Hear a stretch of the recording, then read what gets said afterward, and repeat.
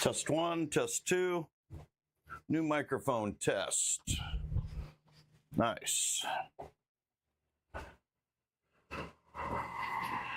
Morning, everybody. Cliff here. And it's Thursday. How's everybody doing?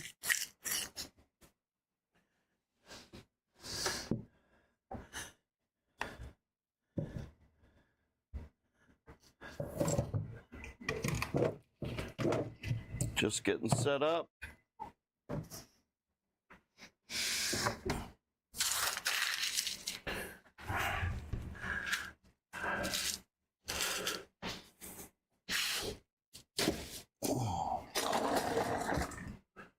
Yeah, we might need this over here today. Get you guys adjusted down. Hope everyone's doing good. Give me a minute to get my setup set up.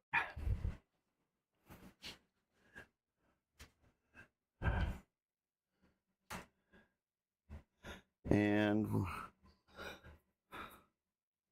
all right. We'll see how that's working.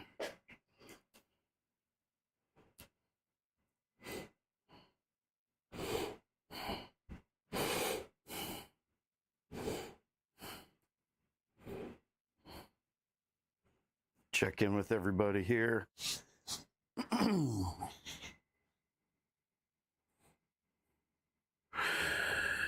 Whew.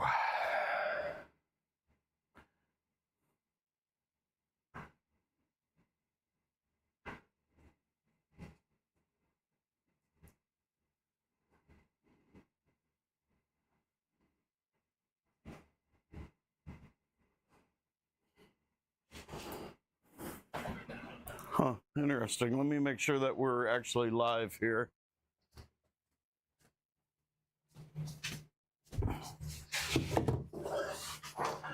Give me a second.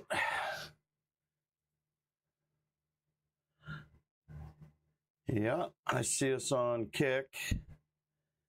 And I don't see us on YouTube.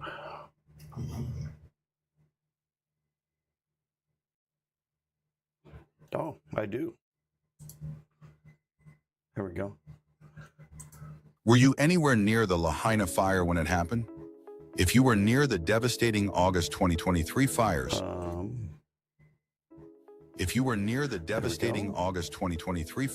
trying to pull up the chat is the only thing I'm trying to do. If you were here. near the devastating...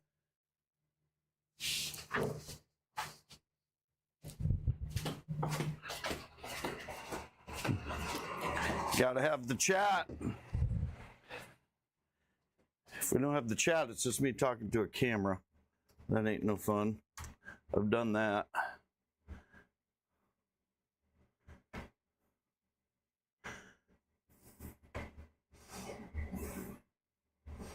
There we go.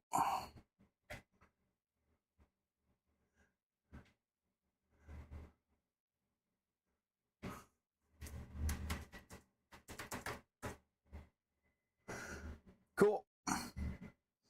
Anybody out there, if they can hear me, check the, if they type a message. I've got a new microphone. I've actually got a microphone right here.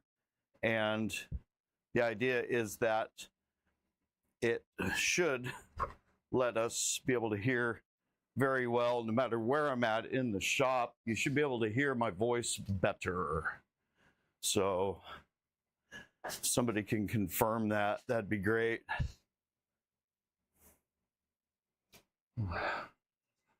How's everybody doing?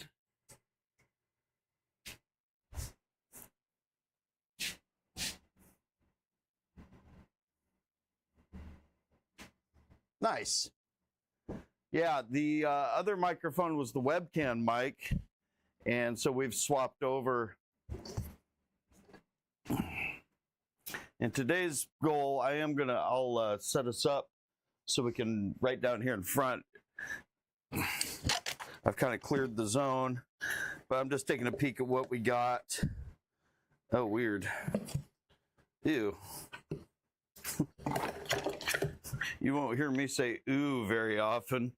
Tiny, tiny little plastic knives. Ew. Ah. They're all like little, they're just little tiny little plastic knives. Ew. Whatever.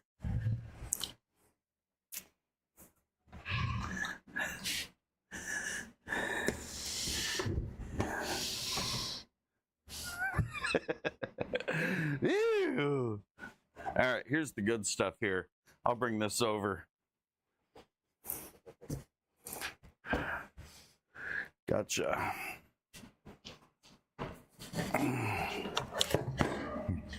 swear, people bring things in the weirdest. So they bring them in cardboard boxes. They'll bring them in paper bags.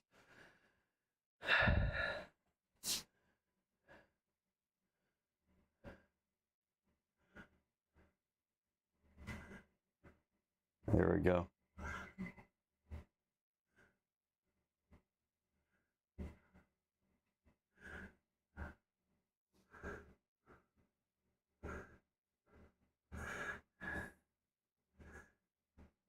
What's the weather like down in Texas, man?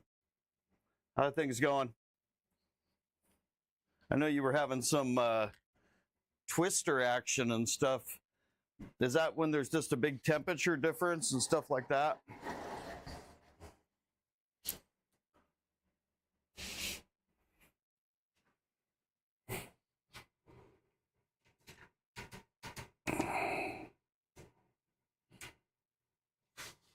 Go.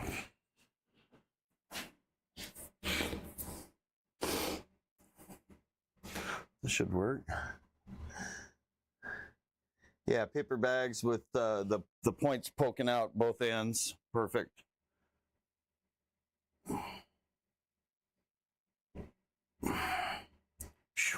Yeah, you can miss me on the twisters, but we've had our own. We're coming into that hot, dry season here. It'll be up in the 90s, but it's also got a heavy because we're close to the equator. It burns down hotter. You can feel it. The radiation on you is a lot hotter, and everything's dried up. And now we're starting to get the brush fires again, which we've always had brush fires.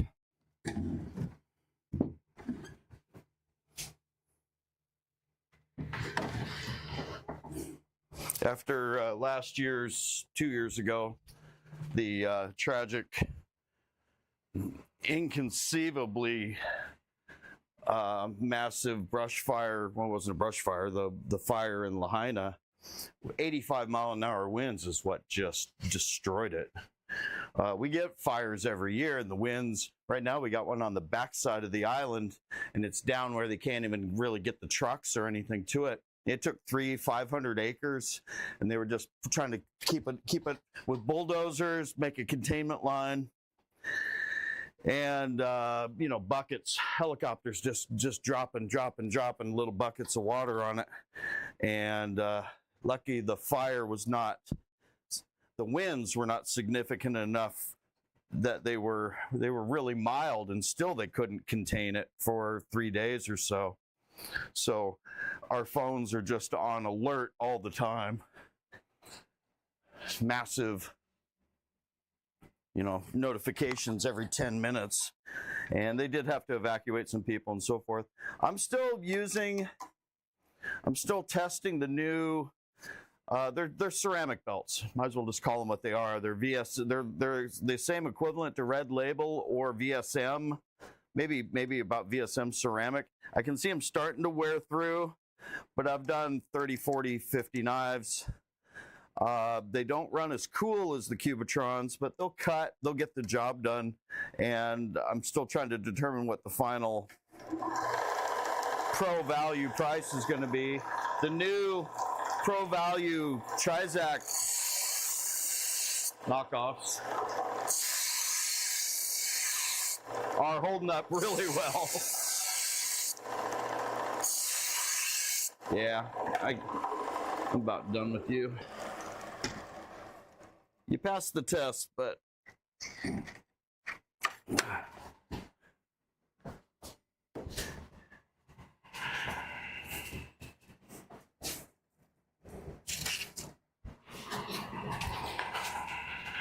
she was a good date, but she ain't marrying material.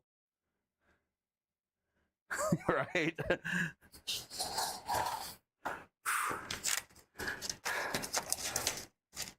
I saw a video the other day of the twister from a parking lot, and it was of a building, and then the twister came through and the building was gone. That was pretty intense.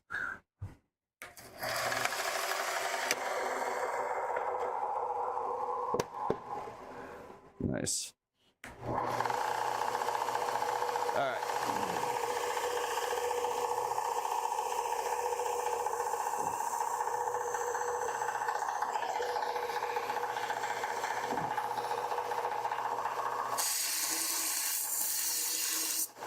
Ah.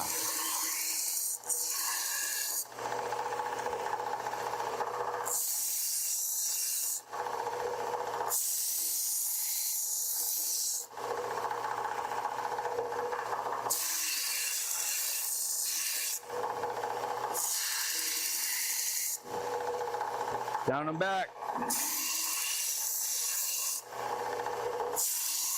Down and back. Yikes. Watch the thin ones.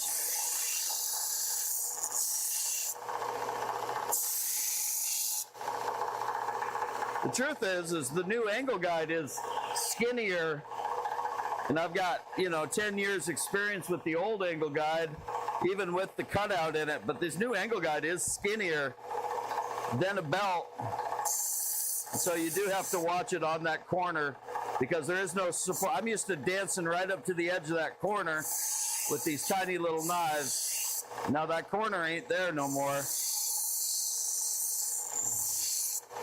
Muscle memory is a crazy thing.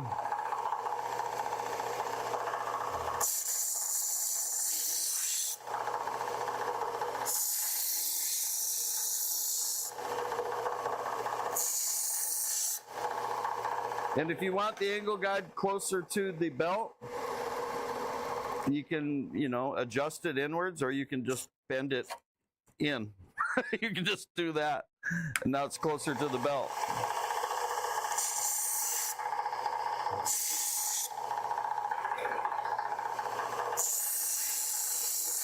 Yeah, today's Thursday.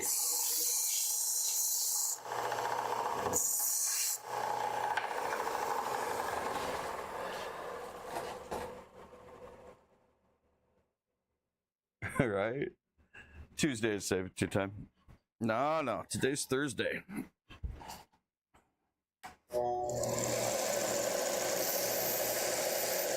We are rapidly approaching 4th of July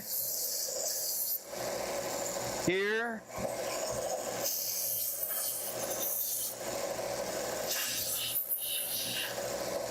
Got both my kids are home from school. Neither one of them wanted to come down to the shop today. Oh, I got something else to try here. Hold on. Okay, so the microphone, overall, you guys, is sounding pretty good.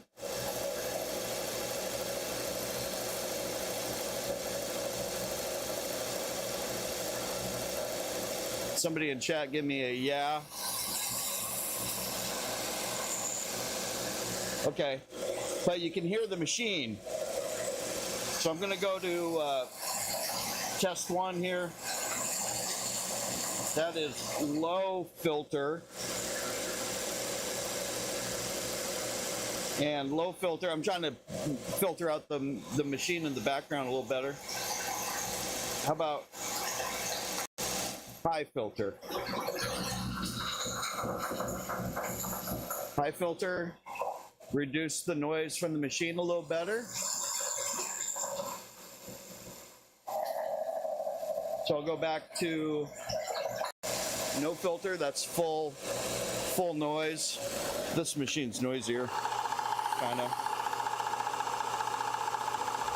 Oh, but I can't see you guys on the camera. So that's no filter.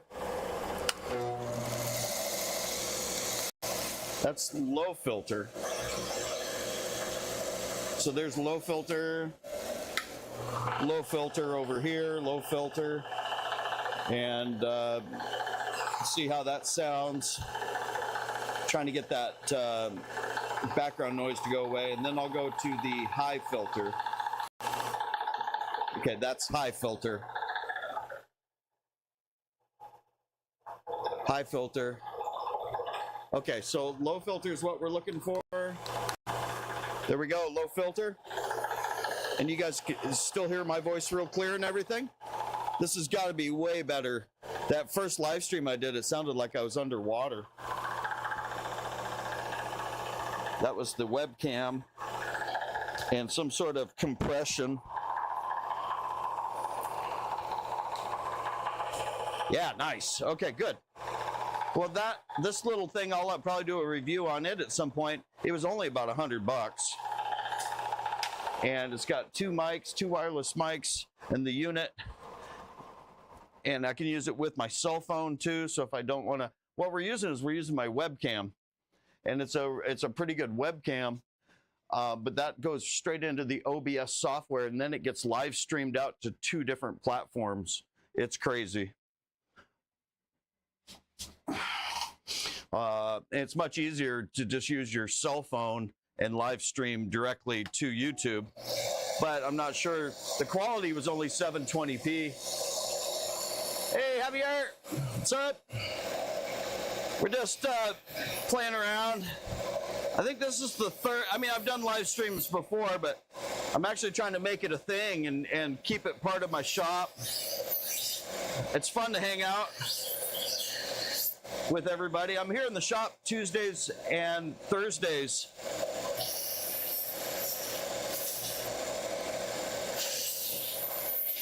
So I have an auntie that holds down the shop. She does a lot of the packing and shipping as well. And you'll meet her at some point. But if somebody brings in items, they go on the shelf. And then I come in on Tuesdays and Thursdays. So if somebody needs same-day sharpening, Tuesday and Thursday. If you don't mind leaving it, they can drop it off like these ones did. And then I'll come in like we are this morning. So that means that when I come in on Tuesdays or Thursdays, then I kick on the camera and hang out with you guys. And I'm available to talk about tools, techniques, the weather. Seems to be of growing importance as we get older. Talk about whatever we want. Upcoming events. Sharpening conventions. Oh yeah. These are like carnival knives. That's the only thing I can think of. They remind me of like the knives a clown would have. Is this water? Nope, that's rubbing alcohol. Okay, so well, I guess here's something, you know. So these little Victorinox came in. The main thing I try to do with these is not over polish them. I mean, we got a needlepoint tip, symmetrical bevels that nobody cares about but us, and then really a nice bite on the edge. It's sticking to the hair. I'm not going to shave my hair off, but that's a test. Is if it actually takes like the tree trunk of a tree, if it sticks into the bark of the tree or your thumbnail, you know, then that's where I want these little cheap little Victorinox in all of them, because they're going to slice with them.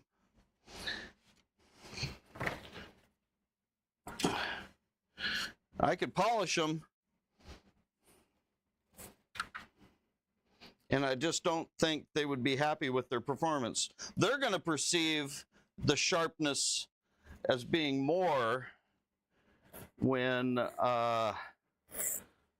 they slice through a tomato better. What a weird little box to put things in. Whatever.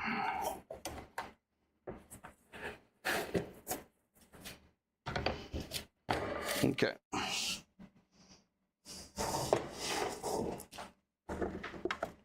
All right, we got some big ones there. Got some big machetes and stuff there. And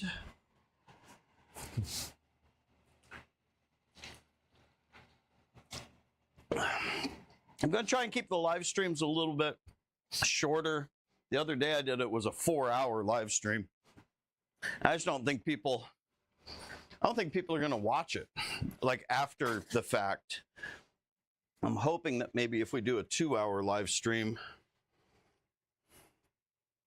you know, that and I'll clip out parts. Let me swing you around, swing you down, see how that looks.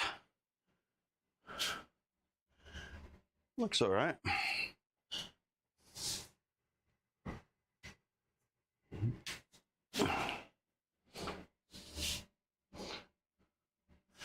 Cool. So this is for a new groomer.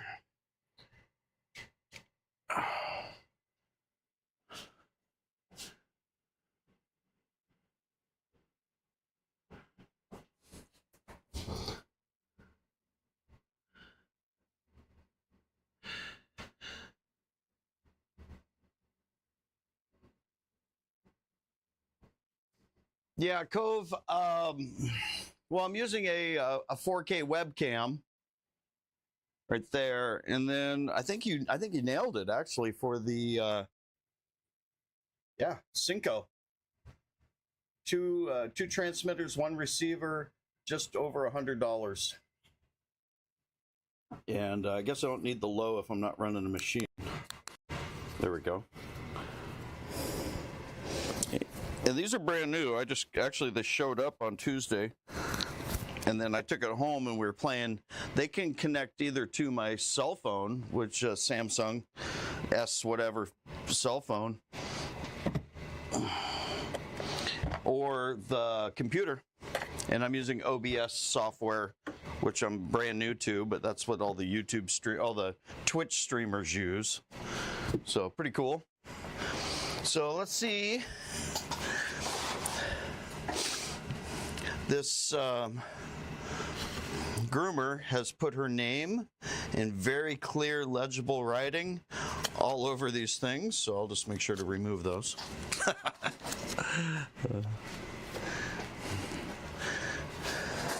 And she's got a little pouch.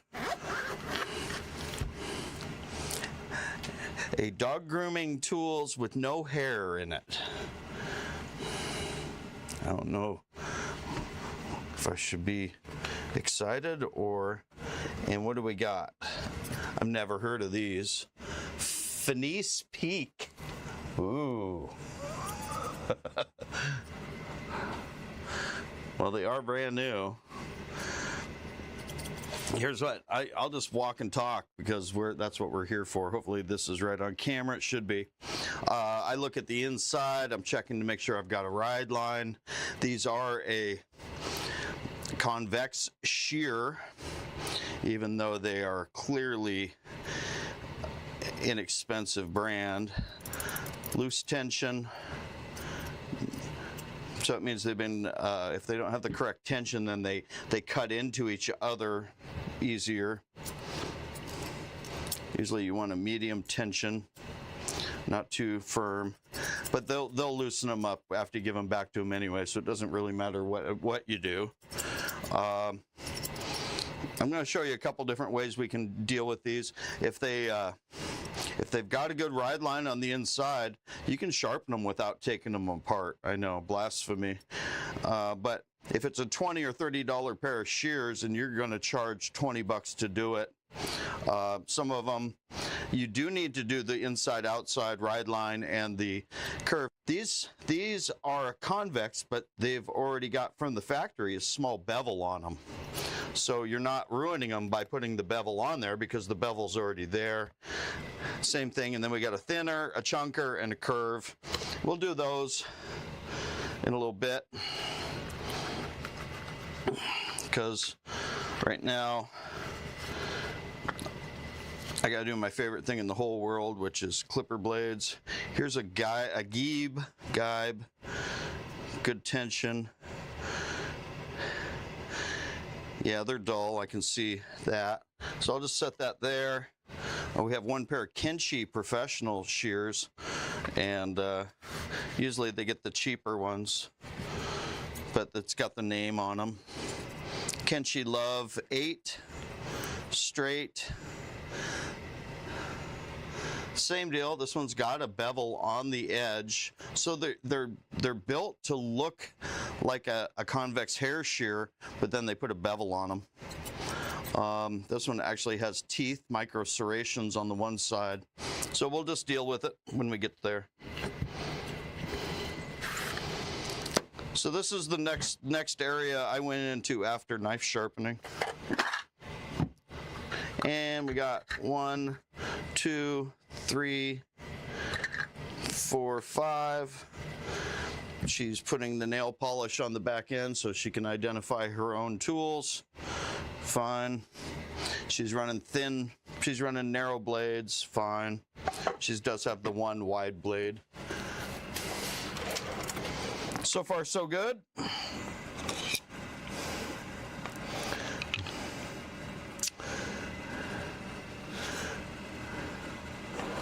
When we moved over here, I kind of had to reset up. We're getting set up slowly and surely.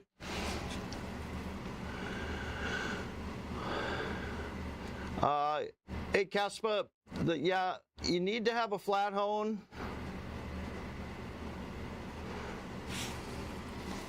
Yeah, the twice as sharp is a tool, in my opinion, always my opinion, you guys, but a twice as sharp is really an excellent tool for doing industrial shears, household shears, but there's easier ways to do that. I'm going to pop these apart while we're talking. It's just the 2 screws. I put it in the hand. A lot of guys will use a power tool. I don't got my power tool. But twice as sharp is really good at putting a bevel on a shear. And what really makes it work is kind of like my angle guide system for knives, is when you put it, if you calibrate it correctly, when you touch the wheel, and then when you flip it over and you hone, you're honing at exactly the same angle, and they'll get hair popping sharp. Scissors, cheap metal scissors will get hair shaving sharp off of a twice as sharp. But if you look at the tool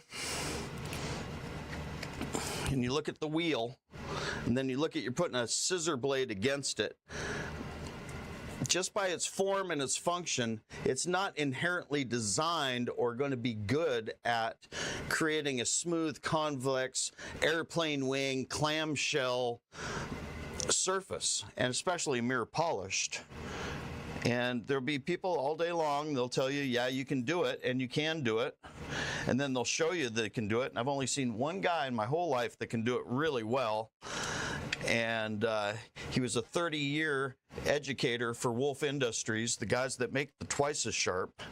Now, there's I shouldn't say there's only one guy, but there's one guy I watched do it. You know, like from this far away. And he microfaceted all the surfaces, and then he buffed it till it was so hot you couldn't touch it, and blended all those surfaces together. Well, that's great. If you got a flat hone with a clamp on it, then you just lay the clamp there and you go bzz, bzz, bzz, and you do a perfect beveling. Another thing that works is a belt. And I started with belts because I'm the belt guy. But the problem with a belt is when you put a shear into it, it will convex the surface very well, and you can do a grit progression or a buffing progression and get a beautiful mirrored polish. But the way the belt leans in, it tends to bullnose the front of the shear, and you actually want the opposite. You want more of a clamshell, where it's, if this is the cutting edge, it's narrow and then it tapers up.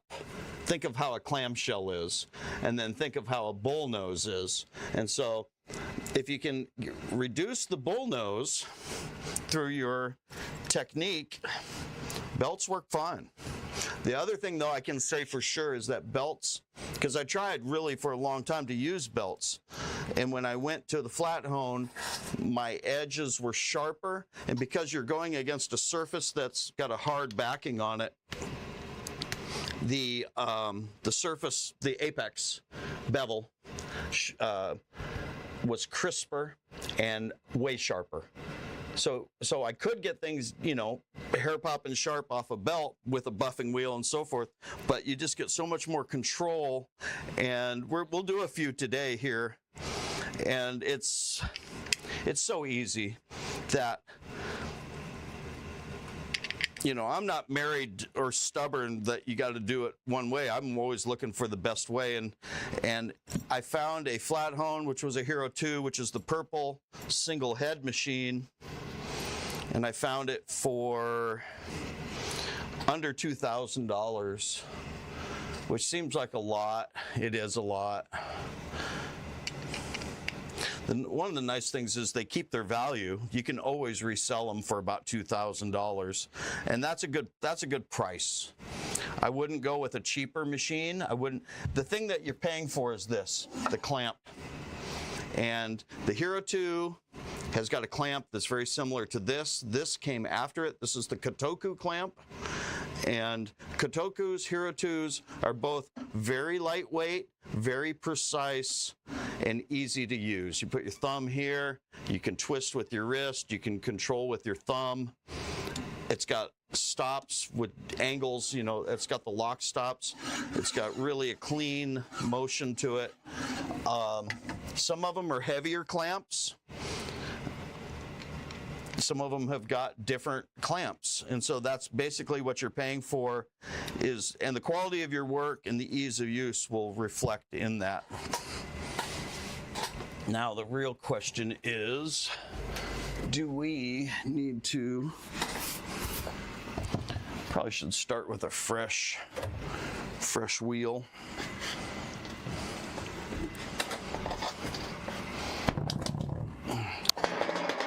Ow. God damn it.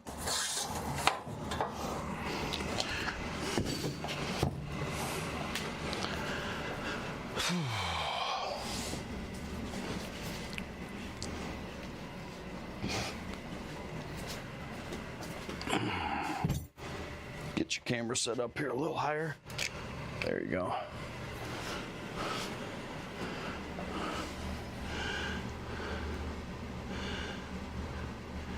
Yeah, Jim O'Donnell's one of the guys that is one of the top educators. Dennis Brooks, also top educator.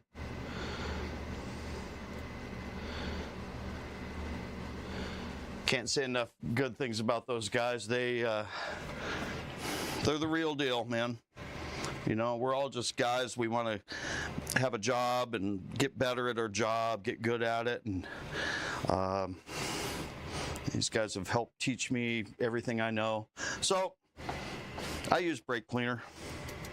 Great. And then you can, yep.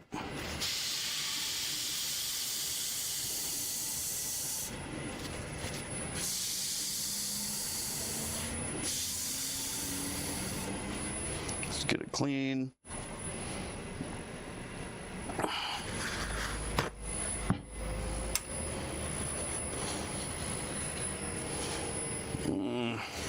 Struggling here today, guys. There we go.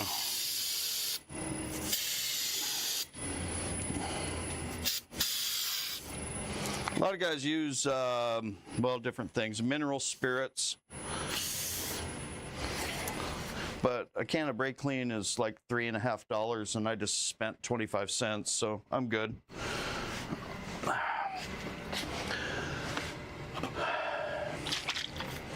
This is a fairly new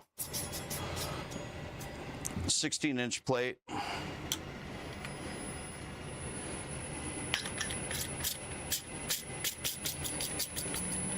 I'm guilty of putting too much on, for sure.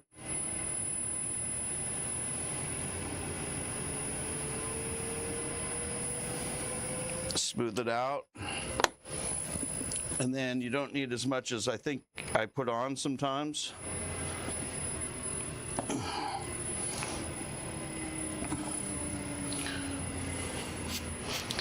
Is that showing up on the camera?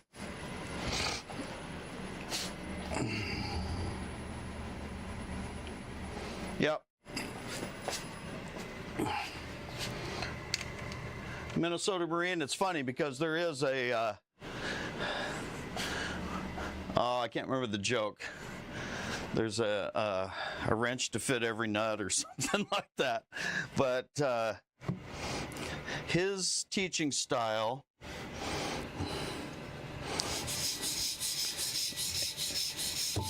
works really well with me, and also Dennis Brooks.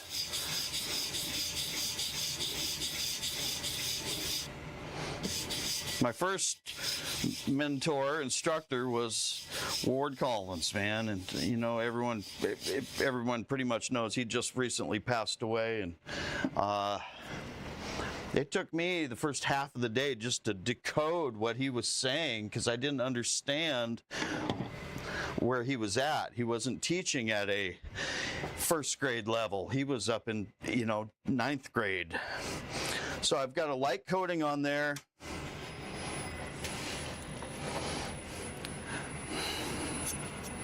Then I've got my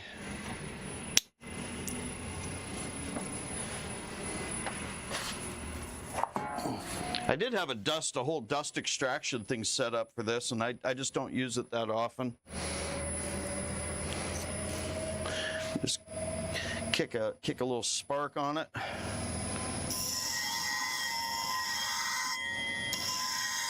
Nice, got a good spark pattern. That worked well. I tried really hard not to put as much goofy juice on it.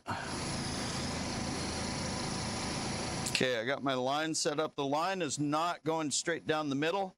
The line is offset. If straight down the middle is where the crown is, then when you set one of these on there, you want the crown to be right in the middle, and you want the line to be up where you want to set the front of the blade.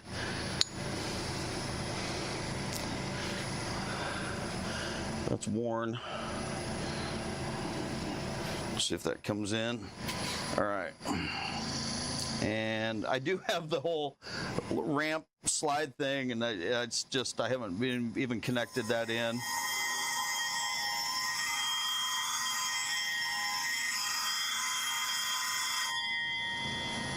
Check it.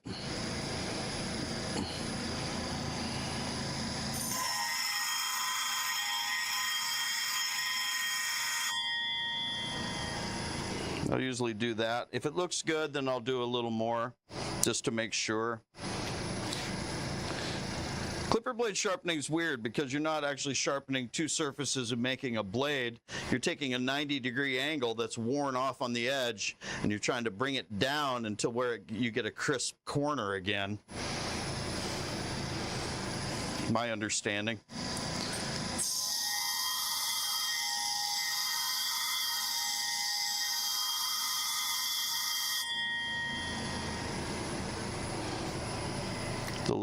The little cutters don't need nearly as much of anything.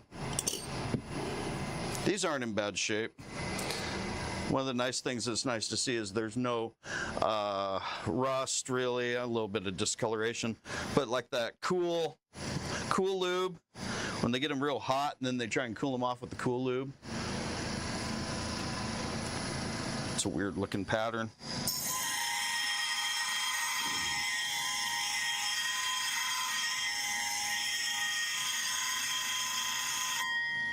I've been fortunate enough to be hosting the sharpening events and attending and vending at them. I've got to hang out with Jason and Zach. And I always try and bring home some goodies from Zach. Super nice guys, the Edge Pro guys. They're out of Iowa, but we won't hold it against them.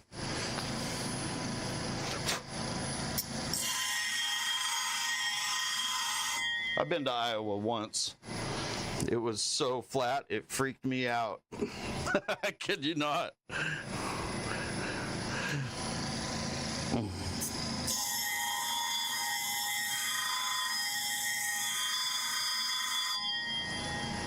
Yeah, it's great.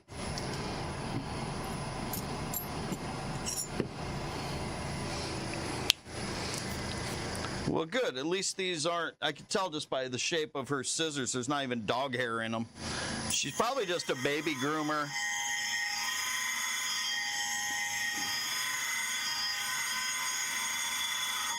The fact that she doesn't have 20 pair of purple dragons and stuff like that means she hasn't been doing it very long.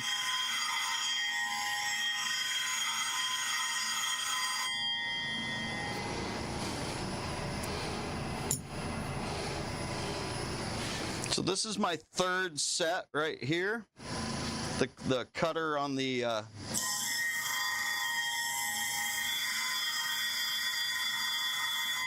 medium pressure, good spark. The way Zach always said, you kind of bring it out to the outside and then just hold it there and then lift off. If you guys know Zach, he's got the little race car.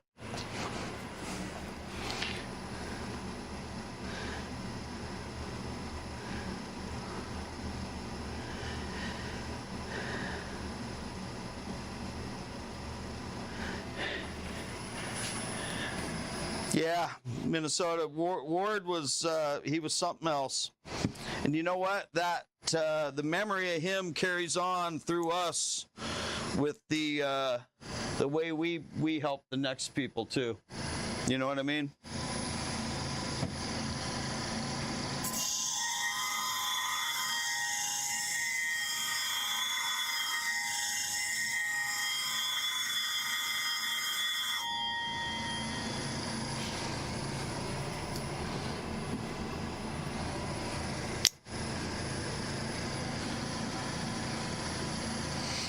The thing that's hard to forget, easy to forget, is that Ward would say, hey, call me.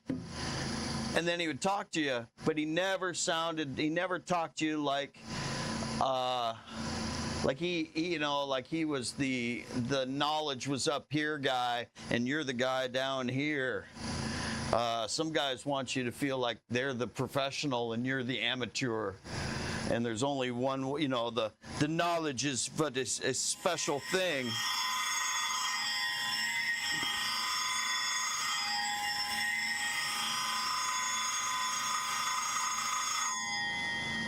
He had no ego to inflate of his own.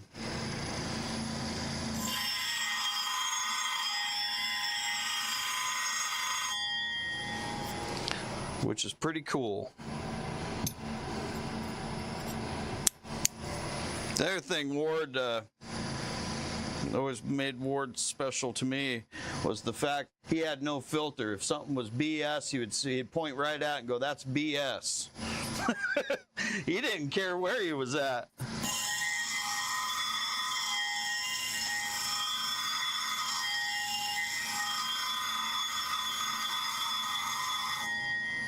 Yeah, these are sharpening up easy. Let's hope they finish off easy too.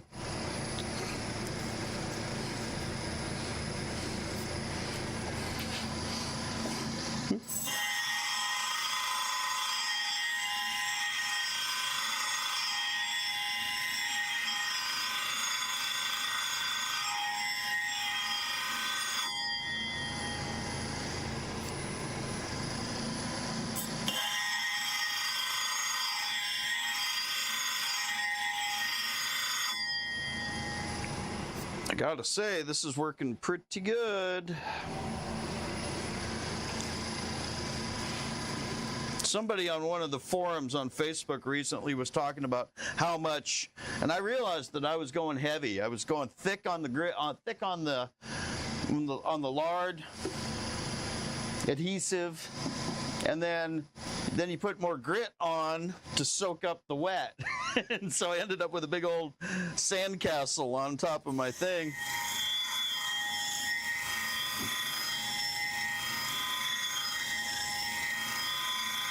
Man, I got a good spark pattern.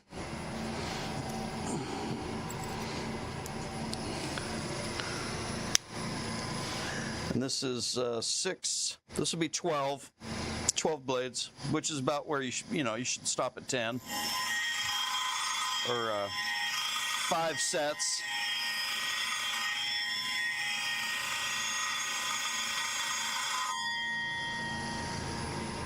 Yeah, none of these have been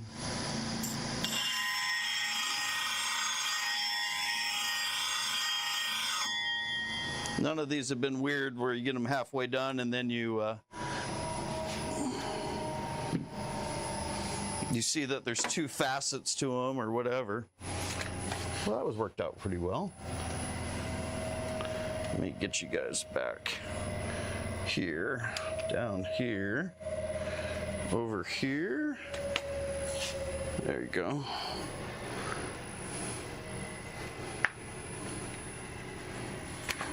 There we go. Sorry, wiggling you around. How does that look?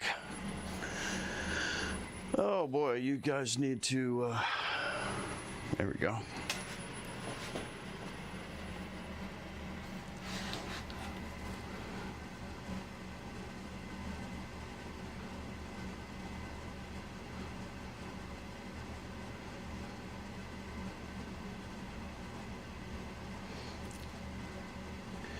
I couldn't agree more for the new guys.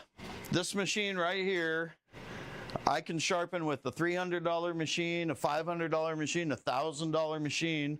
That little buck tool, that stupid little buck tool for 130 bucks, works every day. You guys see me. That's kind of what we're talking about, you know, like some guys will act like they're a know-it-all or whatever, but all I can tell you is what I can tell you. And I'm using that buck tool every day, working fine. If it stops working, I'll let you know. And then you got guys that'll come in here and insist that you got to spend $1,000, $2,000, $3,000 on belt sanders to get good results. No, you don't. No, you don't. Can you? Sure. If you want to, go for it. But again, I think that's where you almost could be considered doing somebody a disservice if you take a guy, literally anybody, a hobbyist, and you suggest to somebody just starting out that they need to spend $2,000 to $3,000 to get a machine so that they can, oops, sorry boys, so that they can learn how to sharpen.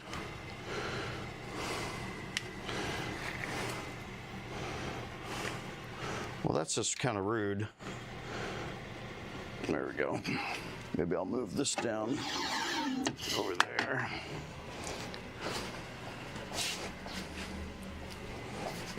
I'm trying.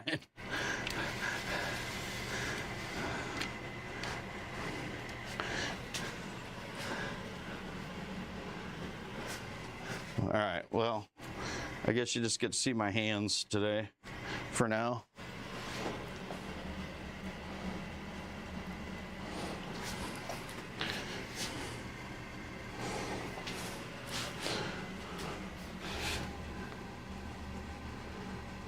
Yeah, the Ken Onion, a lot of guys start with the Ken Onion, and even some guys today have got a real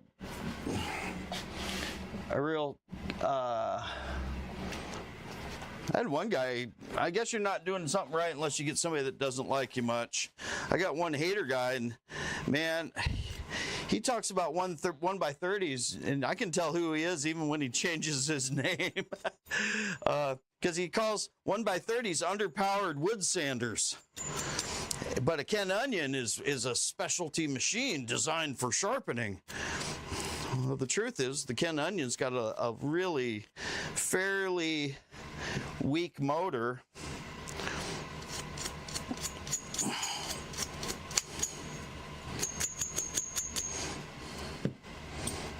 And from a design point of view, it's got that real tight little back pivot corner on it. And that makes it so it can't handle turning thicker belts like Scotch-Brites. It can barely turn that new felt belt, that yellow belt. And if you overtax that motor, it'll cook that motor. And they're just not designed for, I think some people have had them, you know, they're still going with theirs. But over and all, they're kind of a, uh-oh, don't drop that.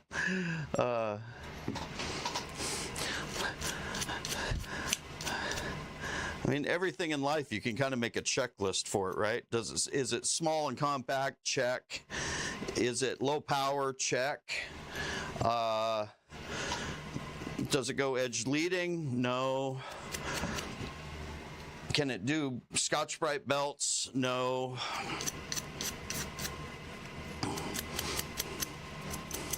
Can you get something sharp with it? Yeah. Some guys do lawnmower blades on them, on a little. And we're talking about the upgraded version. That's actually really.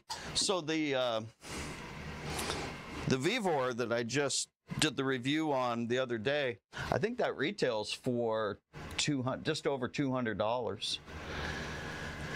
Isn't that about the same price as what the belt grinder attachment goes for? I think it is. For the Ken Onion.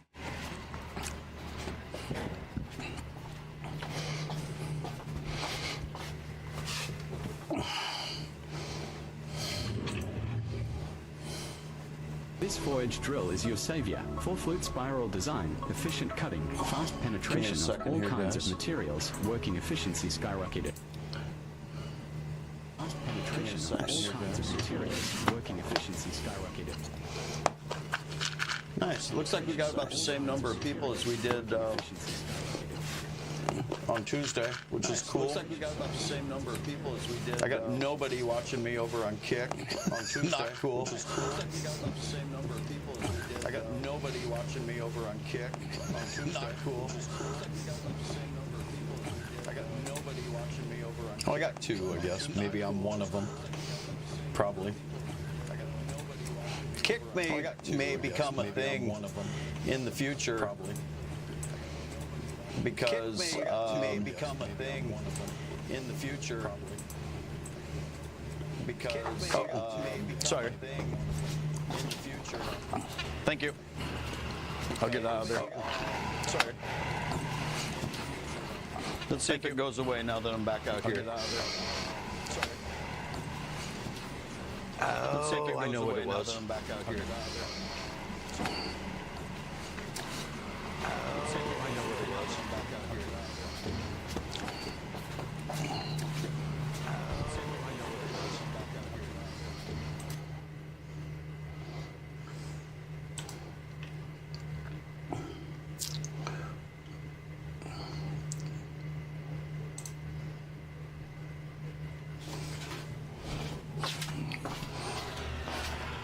I'm an idiot.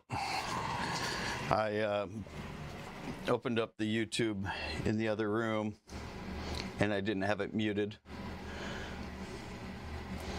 Are we better now?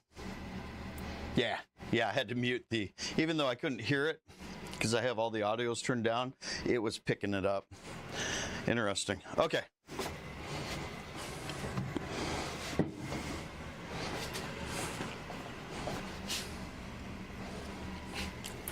Leach, I understand, man. We got to work too. Thanks for stopping in. And yeah, we'll keep working with this.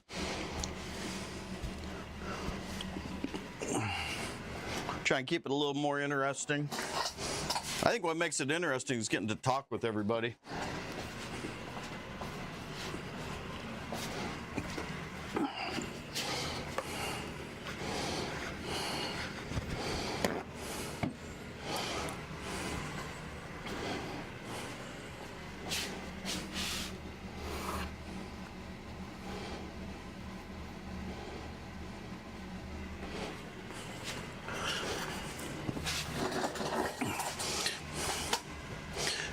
So I'm going to use a little brake cleaner again. So first I brushed them off.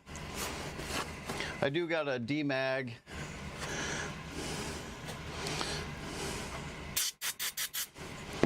And then, so I like to brush off the stuff and then I blast them off.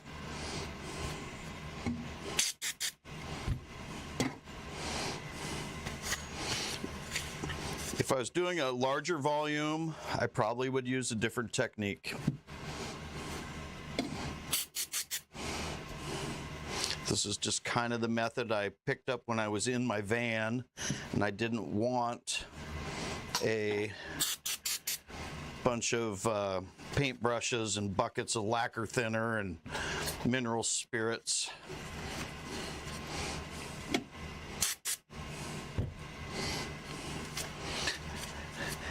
And so I did this for a few years, and then they came out with a notification that brake cleaner was cancer causing, I think.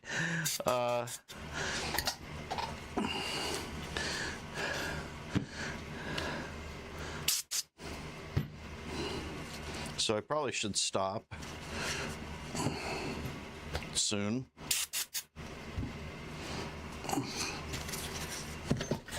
God damn it.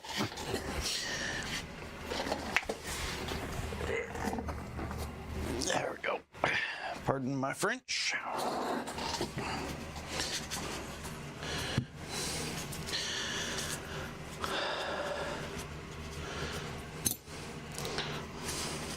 So for those that are here, if you're joining us, welcome. Thanks for checking in with us and hanging out. Got any questions? Feel free. I'll do my best to try and answer them. And I might ask you guys some questions as well. You know, like what kind of, where are you at in your sharpening career? And are you going to be going to any shows? Has anybody got any plans?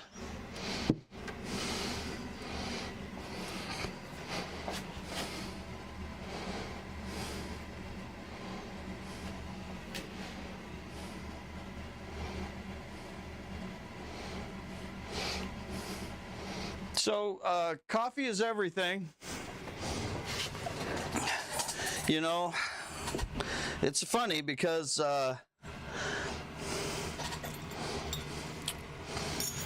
you'll hear me say every once in a while, do the math kind of thing. And so I'll put oil on the front strip, oil on the back strip. I'll drop that on. I'll put a little oil right there. You should demag these. And then I'll pinch, flip.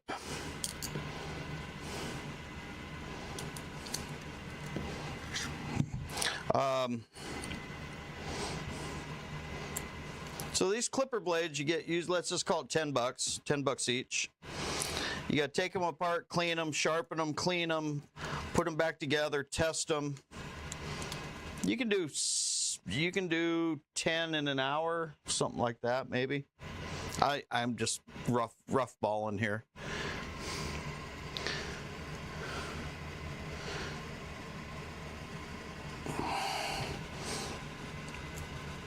Well, 60 an hour is good. 110's an hour. If you could do, 10 or 20 an hour, I bet you could do 10 or 20 an hour. That's great. That's a good wage.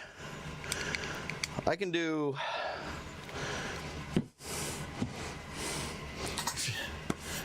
depending on where you're at, kitchen knives, people charge $8 to $10 is pretty average price for a kitchen knife. Some places, it seems like further down south you go, sometimes their prices are a little cheaper. But I can do a knife in about 30 seconds. I can teach somebody how to do it in a minute. If it takes you longer than a minute to do a knife, I can double your income just by showing you how to do it that fast with a little practice and the right technique. Even at 2 minutes a knife, that's 30 knives an hour. At $8 an hour, that's $240. That's at 2 minutes a knife. At 1 minute a knife, that's over $500 an hour.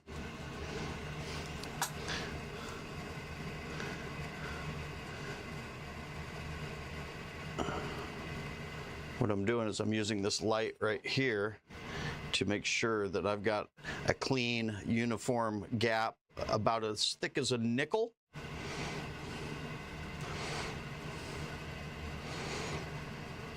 Right there. Pinch it, flip it, lock it in place.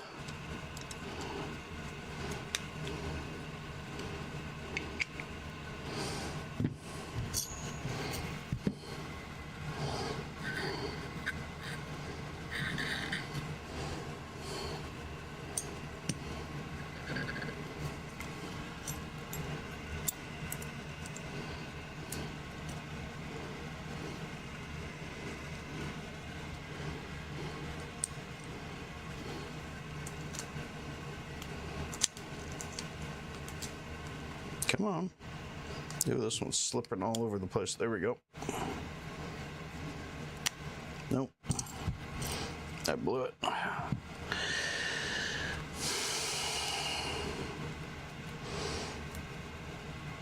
So before I got into sharpening, I did electronic repair. I mentioned that in about every video. Right there. Come on, get in there. There you are.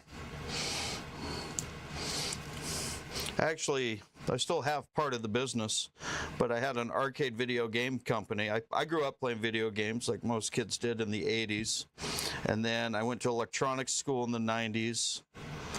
And then I worked at Nintendo during the golden age.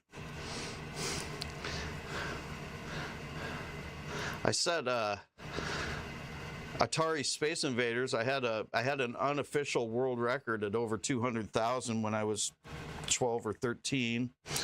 Anyways, and then I got the electronics repair education. And then I worked at Nintendo in Redmond, Washington, right when the 8-bit was out. I worked the night shift. So you come to work in the middle of the afternoon. And play video games all night long. Test them. Every once in a while, the guy would come over and tap you on the shoulder because you'd have to solder and unsolder the electronic parts, but then you have to make sure they're going to work. And every once in a while, the guy would come over and tap you on the shoulder and say, "Hey, I think that one's working." Testing it too long.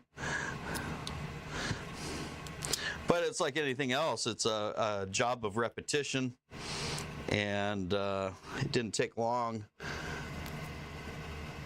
They had this scoreboard which said who did the most repairs and how long and how many, and you know, that was a fun job.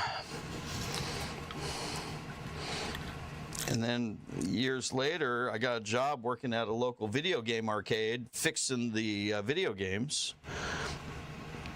And I had a good friend of mine that said, "Hey, aren't you the only guy that knows how to repair these? Why don't you own them?" I was in my early 30s. And, you know, if you can listen to that little voice, man, when it tells you something cool, I said, you know, you're right. I am the only guy that knows how to fix these things around here, and why don't I own them? I'm watching the other guys pull buckets of quarters out, and this was in the early 2000s.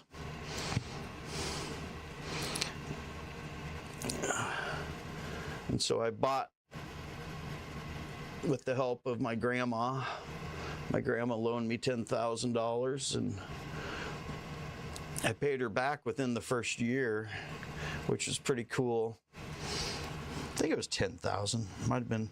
It was 20 video games. I bought them off a guy that was going out of business, and I had to take each one of the games and clean it up. Air hockey, skee ball, and within 5 years, less than 5 years, I had 100 machines at most of the major hotels here on Maui. 100 machines. So each location probably had, 10. Some places were smaller. I had a couple ones where you go in, it was like the giant ballroom, and we had 30, 40 games in there, 2 pool tables, air hockey, skee balls, papa shots, and all the regular video games, race car games.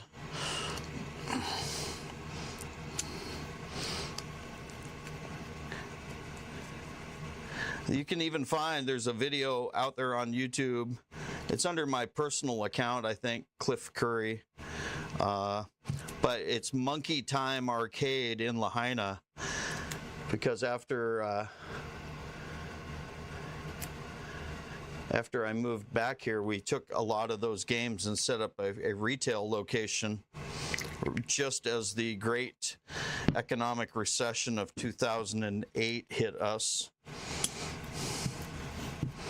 Okay, those are good.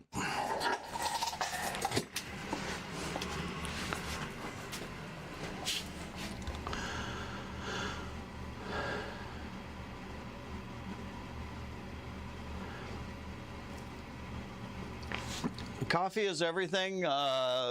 If you want to know the best way to find clients for knives, everyone's path up the mountain is different, of course. My experience has been, I started out literally sharpening in my closet and practicing and getting better. And then I started to get Google reviews. And the Google reviews really helped. And I just took my time in the first few years. There was an old saying my grandpa had about, if you do good work, they'll tell one person. If you do bad work, they'll tell 10, something like that. And so I took my time. There was a big quantum leap when I went from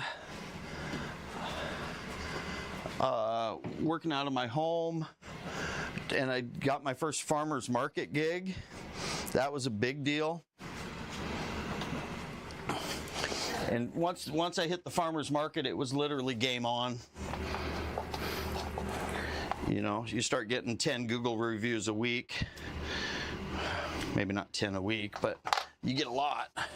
And you get word of mouth. And then you get repeat customers.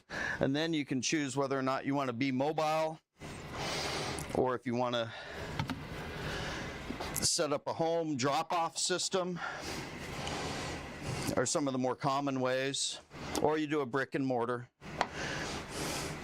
The existing professional sharpeners structure is this: you get a van and you go drive around all day long to all these hair salons because they're focused on hair salons. Most sharpeners that call themselves professionals are professional hair scissor sharpeners. And it's tricky. Hair scissors are a specialty item for sure.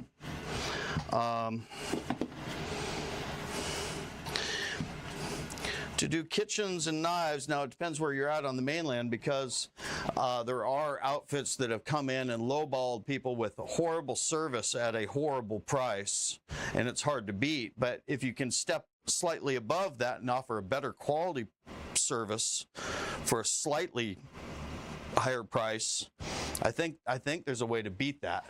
That's the swap out services. A lot of guys don't want to go use a swap out service because you got to use their real crappy plastic knives, and then they're never really sharp. Some people have really nice knives. Those people will pay. You can establish yourself a route where you drive around from location to location, knock them out if you have some sort of mobile setup. But the best thing I ever heard was a guy said, once you're in the van, you'll be in that van for the rest of your life. And I got really lucky to get out of my van.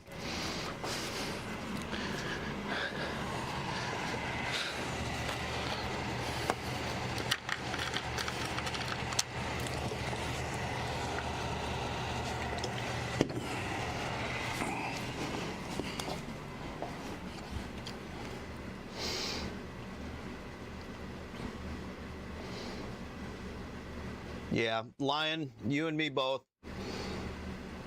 I was a field service technician, and I used to love it. You know, I still do. I mean, I don't regret the job I had. I wouldn't have done it for so many years.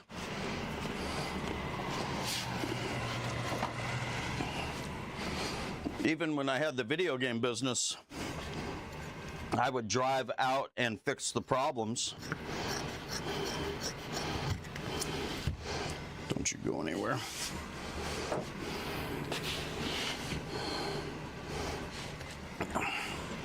Yeah, I did computers, copiers, and fax machines for about 20 years. Telephones, answering machines, VCRs. I used to field strip all those things down to the components, put them back together. And that's why I don't really enjoy doing these stupid little clipper blades. Because I've taken apart 100,000 things. And it was the same with the mobile service. I set up in just a few years, my calendar. Here was the thing. If this is my calendar, I got to go to this part of the service area, and every 2 weeks I go to these locations, and then over in this location every other 2 weeks. You get the idea. And then you repeat that over and over again, and then you get a new location. They want you to come once a month. Then you got another location. They want you to come every 2 weeks. And so it just gets more full and more full, which is amazing, except for the treadmill never stops. Every week you got a place you got to be on Tuesday, Thursday, Friday. I know I'm crying about having successful locations for customers that want you, but if you don't show up when they expect you to be there, you're in trouble.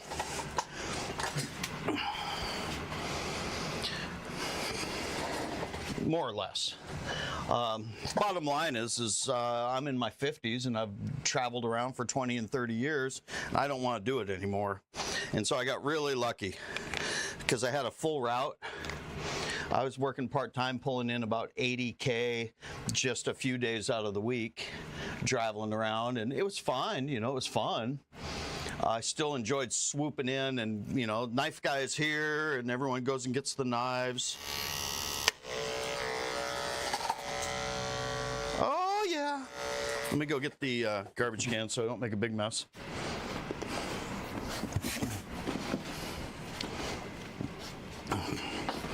Successful business models. What a great topic, right?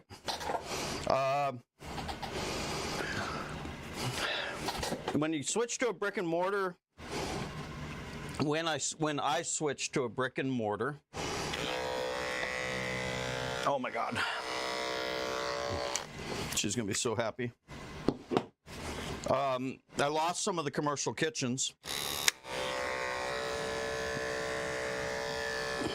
I was also very lucky that the other sharpeners in the area. Hey there. Hey, how's it going? Good. How can I help? Good. I just noticed a sign. Figured to stop by check, see what you got. Okay.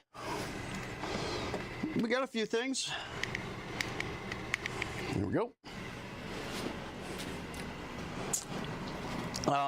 Yeah, what kind of work do you do?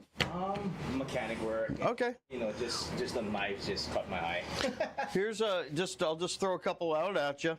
This is a Japanese Tajiro brand. It's probably the highest value for the least amount of money anywhere you go. VG10 3-layer steel. That's $140. That's a pretty. Yeah, you can use it, and we got different sizes and everything else, but if you go to most any of the forums and you say what's the best bang for your buck knife you can get, a Tajiro is going to be up there, especially for a starter. Tajiro. Yeah, Tojiro, and we get ours straight from Japan.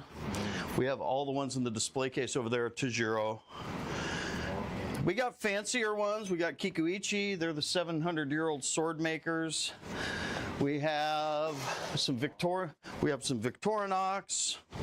We have a bunch of fillet knives and carving knives for hunters. And if you're a barbecue guy like I am, I like to do brisket and things like that. So we got some different ones to slice up the brisket. Got some Santokus, some small vegetable chopping knives. We have, these are a couple more Tajiros. Sorry, this one's my demo knife, but you get the idea. This is a Santoku with 3-layer construction. It's heavy. Those are 90, but those are straight from Japan. Wow. So VG10 steel. And then we have some really good $40 knives as well. I got a whole bunch of these. These are the Cooking Pleasure. That's $40. I think it's 40. Good weight, huh? Yeah. And they take an edge. Part of what you're paying for is the difference in steel. So this knife is $40. It'll stay sharp this long. The VG10 knife for $100 will stay sharp. Right. Because the steel is better steel. So you can have two knives that both feel good in your hand. Yeah. One is just going to stay sharp longer. And that's the big difference. Yep.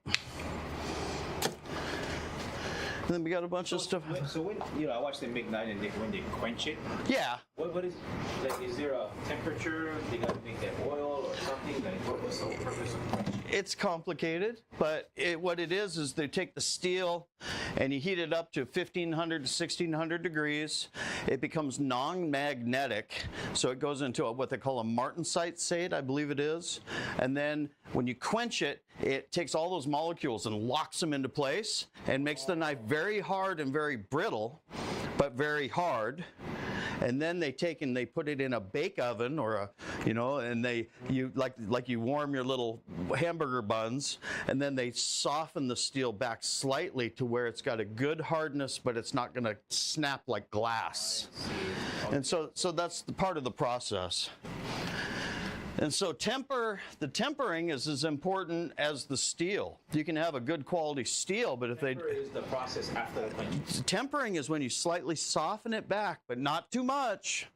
But it gives it just the right. So a good temper will be, it won't chip or break, but it'll still be hard enough to where it can stay sharp for a long time. I used to watch that one with Doug Marcato. Yeah. Yeah. Forged in Fire. Everybody loves Forged in Fire. We have, you sell like, training knives and stuff like that? Not too much. We, you mean like the Bali songs or the? Yeah. We did have some, and we'll have some more.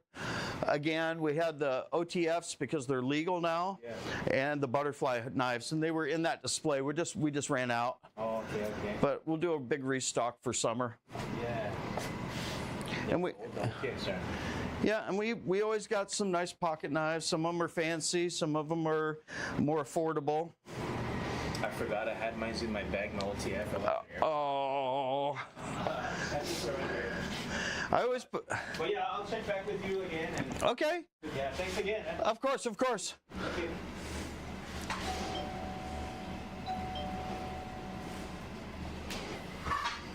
Sorry guys, customer. Ooh. Yeah, Cove, that's insanity. I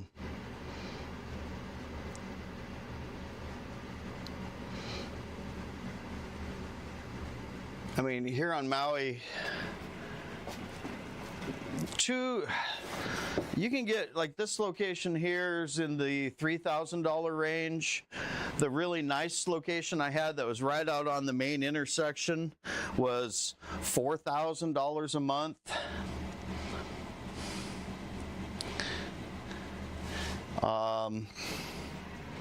Maybe you can get, I mean, splitting with somebody might be a one. There's got to be some options out there, you know, because you got to be.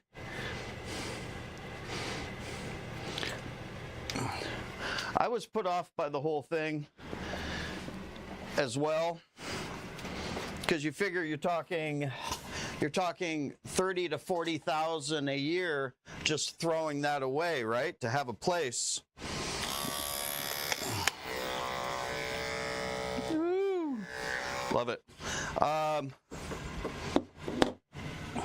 But I think it's the wrong way to look at it, because if you break down what $3,000 for an example a month is, that's $100 a day. That means I need to sharpen. I lost my thing there. 700. You need to do 100 a day, but you're not open on Saturdays and Sundays. So it's about 750 a week. Well, that's 100 knives a week. It comes down to about one customer a day. You know, like one auntie with 8 to 10 knives kind of thing. Oh, look at that. Ooh, that's very satisfying.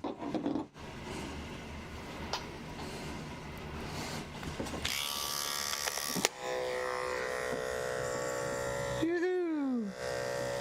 Nice. Nice. Happy.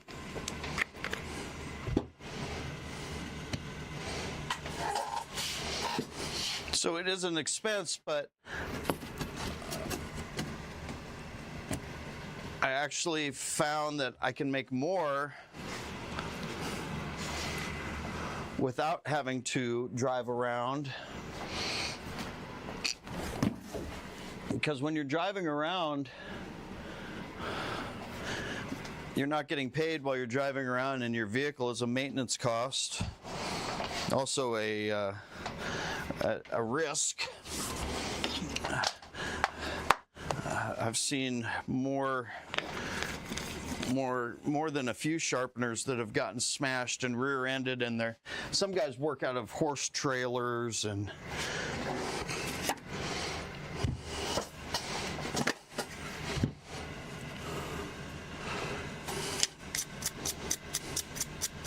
you know. So we're just talking about options. One of my closest sharpener friends is Elijah, the patron saint of knives, and he was told about the van years ago. You know, once you get into the van, you never get out of the van. And I'm sure it wouldn't work for everybody,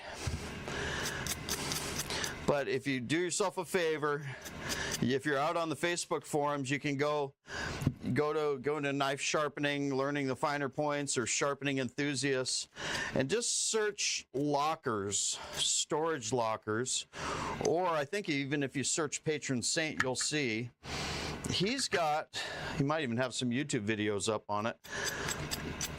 It took him years to develop it, but he never has to leave his home. The business comes to him. He's got 500 5-star reviews.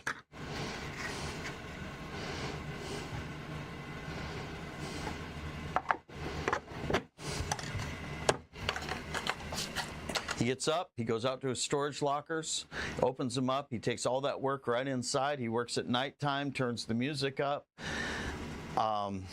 puts them back out there, notifies the people, and they all come back up. He never even has to really interact with the people.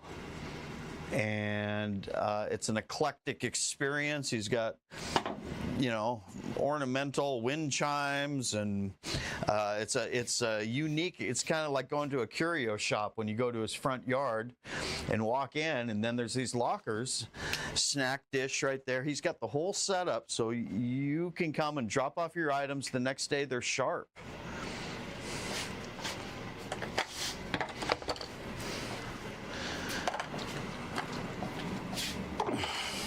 Super cool.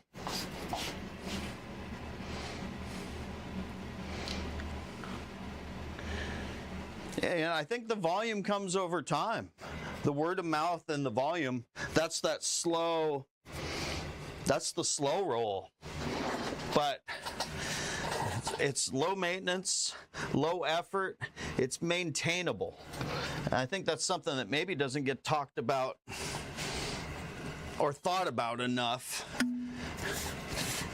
For the perfect example is me setting up a fully, I mean, I had a rockin' route. You know, you better be bright-eyed and bushy-tailed and get your cup of coffee and go out to your van, hope the van starts up, because I had to go bam, bam, bam, bam. Every couple days I had all these locations to go hit, and a couple of the days were knock you on your butt. It's $1,000 day, but I had to go hunt for it. Let me move you guys out a little further here. And it was doing nothing but increasing.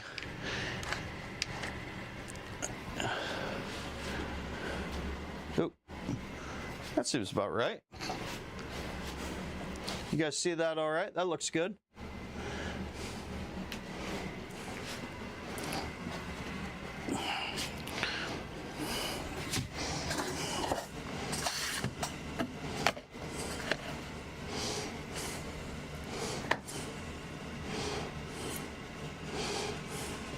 Let me move this back just a hair. There we go.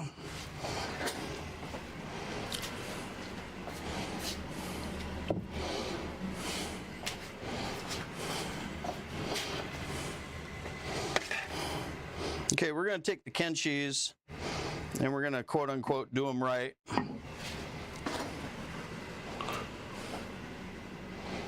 There we go. That's perfect. You guys can see that all right.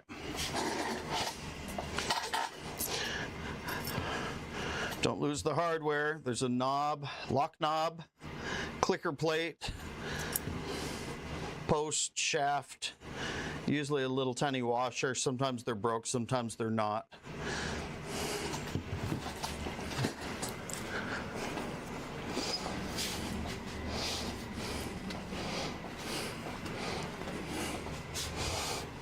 This is a Naniwa 3000 grit diamond stone.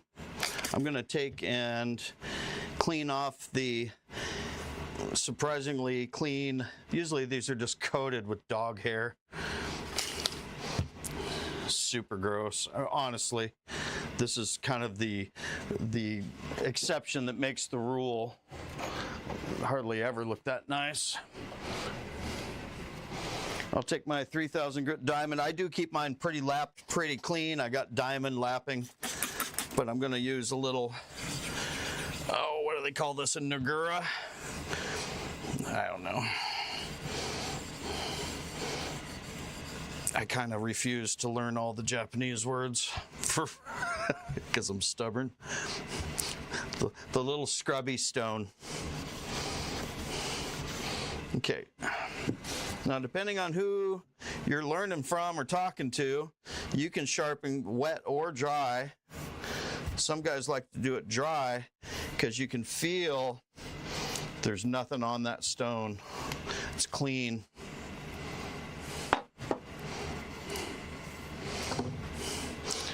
.45 degrees, pressure over the pivot. These ones just kind of hold it in place.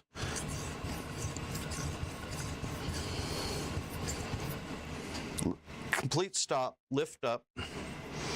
This will probably sound familiar to a couple of you guys. I'm checking.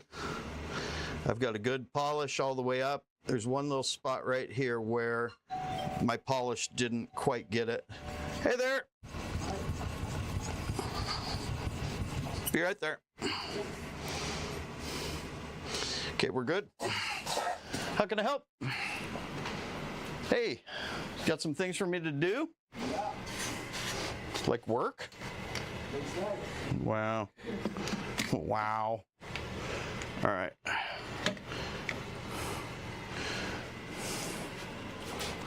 Well, let's get some work done. Nice.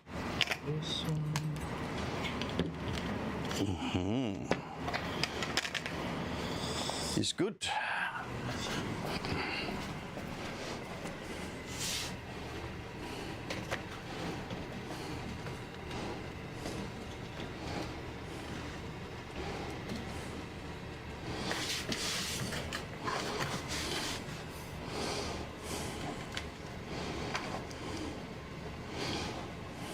Maybe I can flip it the other way.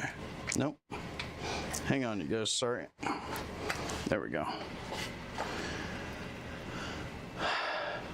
Sorry about that.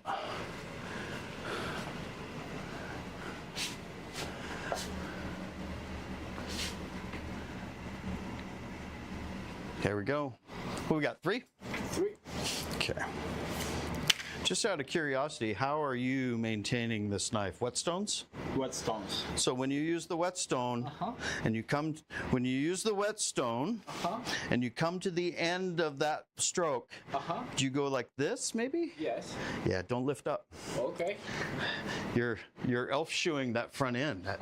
See that? Yeah. So that comes from exactly from doing that. Okay. So when you come through with your stroke with your stone, try to keep it like this, Okay. and don't lift the elbow up. All right. I'm gonna fix it, Thank you. and then Was never sharp. well, and so what happens is you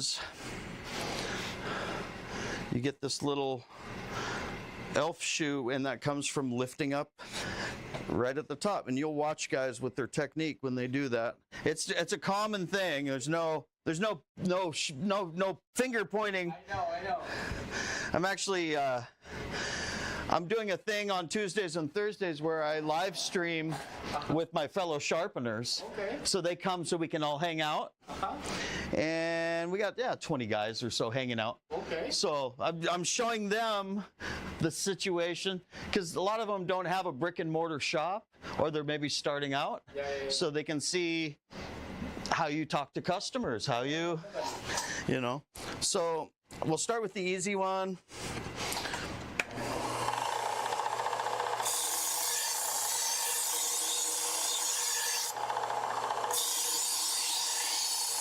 Make sure you get the tip down,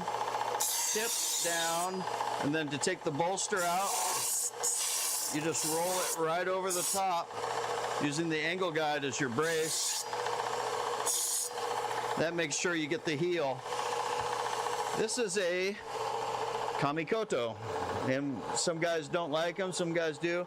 If you look at it, it actually has a small micro bevel on the bevel side. The back side is flat, dead flat, no concave.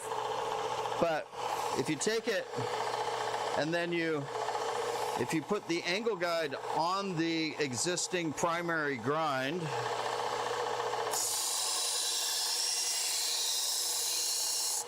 one cut down, basically you just angle match the apex micro bevel. Got a burr, walk away. Now this one has got a heel that's up, and it's got the tip that's rounded.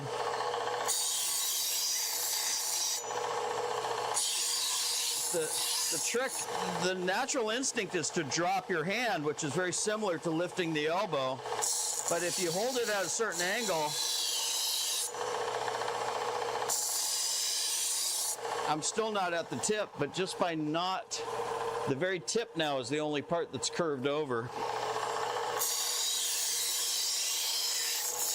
So I'm bringing the steel down to the shape I want.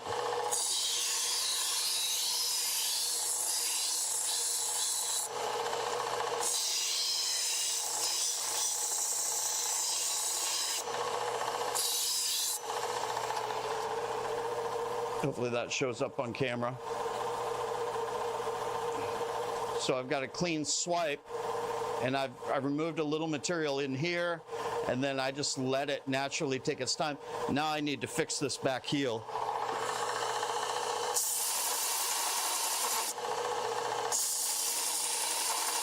Just that quick, we've dropped it back down. Now I'll round it out and we'll put the edge back on there.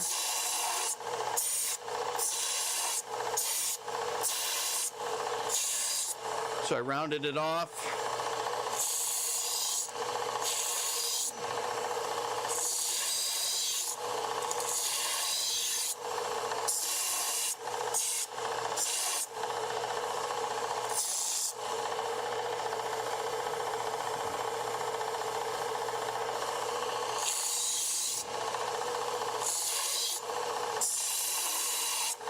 It's hard when they get thick down towards the back end.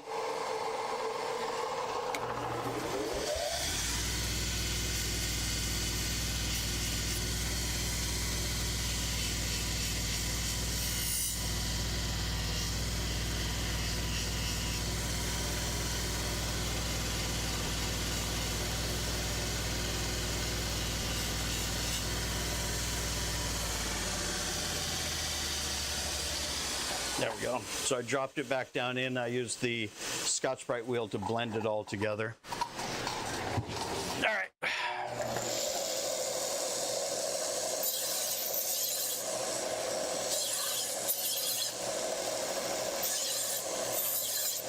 For those following along at home, that was a Cubitron P120. This is a Trizac A30 equivalent.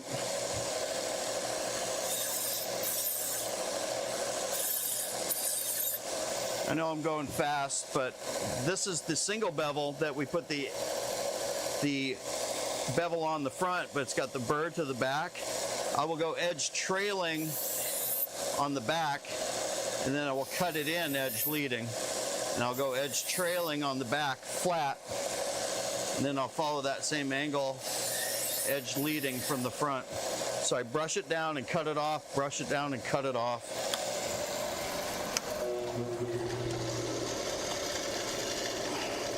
I do it twice just to make sure. Flat on the back, hit the bevel, flat on the back, angle match that.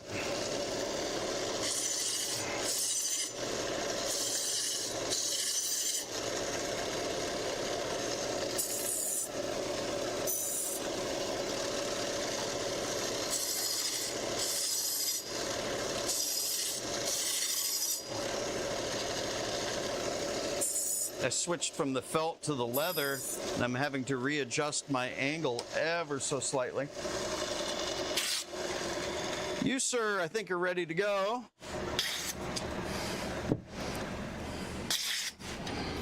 And then the big one, of course, is the Kamikoto single bevel. There we go. And I did leave it with a stick to the edge. I didn't over polish it. But it's also popping the word we don't say. Maybe refine it just a hair more.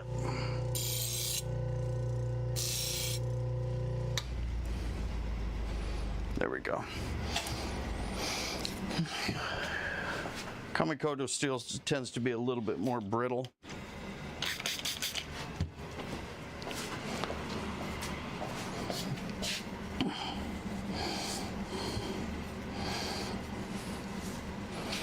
Wipe it down, rubbing alcohol, make sure it's all clean and ready to go. Back to action, get back to work, man. Thank you. Yeah, so I took down the heel, brought your tip back. You can see the shape of the, Yeah. so it's not, so now you got the nice tip, and then it should come all the way down to the back end. I polished it a little bit there just to blend it together. Oh, got a little bit of... How you been? Busy? Yeah. Yeah. Working. Yeah, I know. Just doesn't seem to ever stop, does it? Yeah.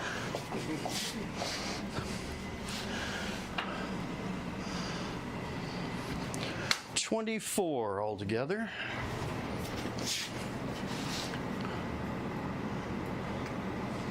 Beep, beep, beep, beep, beep, beep. 25 with tax.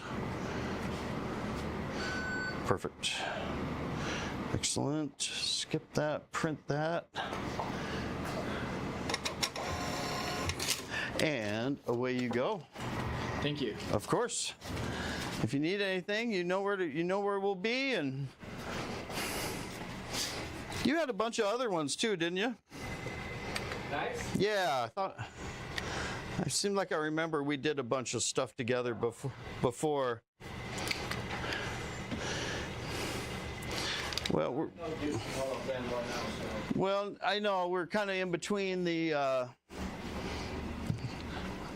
I guess the summer time's here though, so we are getting more busy. Oh, because it's just been It's been a little slow, huh? a little.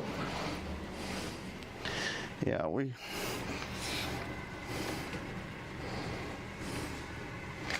No. Thank you so much. My absolute pleasure. Aloha, brother. Okay. I'm trying to get so you can see the pads.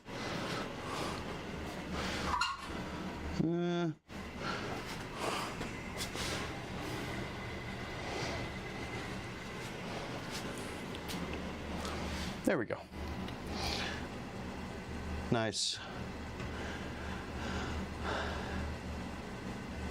Juan, the Grizzly 2x42, well, it's a buck tool 2x42 actually. I'm still working with my original buck tool, and I've got another one and another one.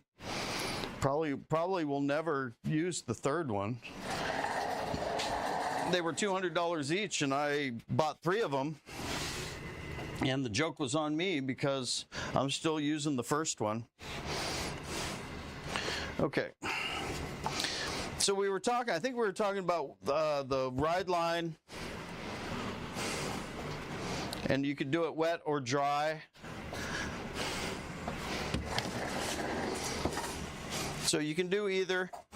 The main thing you want to do when you're doing a ride line is, the nice thing about the Naniwa Diamond 3000 that I've found is that it really leaves a beautiful mirror polish that you can see, like if there's any low spots. It's kind of like mowing your lawn. When you mow it perfectly flat, you'll see any little divot or scalp spot. And once you get a clean, this is called a J because it comes around the back here and then comes up. What you want to have is a full ride line coming all the way along there, and you don't want to make it too wide. I can see what looks like a nick spot. I can feel the nick right there. That's where a light is really important. Lights are really important for all sharpening, really. I can feel micro nicks along the whole edge. And then this the one. This is the serrated one. So I do have the serration wheel. I can put the serrations back in, but you really don't want to. It will remove material. So what we'll try to do is, since it's 2 surfaces, one of them's serrated and one of them's the ride line side, I'm going to try and bring the steel up, remove metal from the ride line, and then make the serrations more crisp that way. And I'll just put a little water on there just for something different this time. When you go dry, it's got a different feel to it, but it also clogs the stone quicker.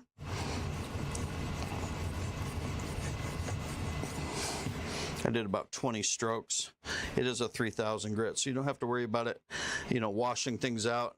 I've got a beautiful clean ride line all the way from here to here. Really nice. And I've got the pop back on the serrations, so I may lightly touch them with the buffing wheel, but other than that, I'm going to just set that off to the side.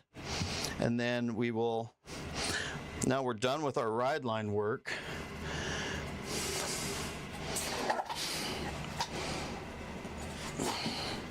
For now,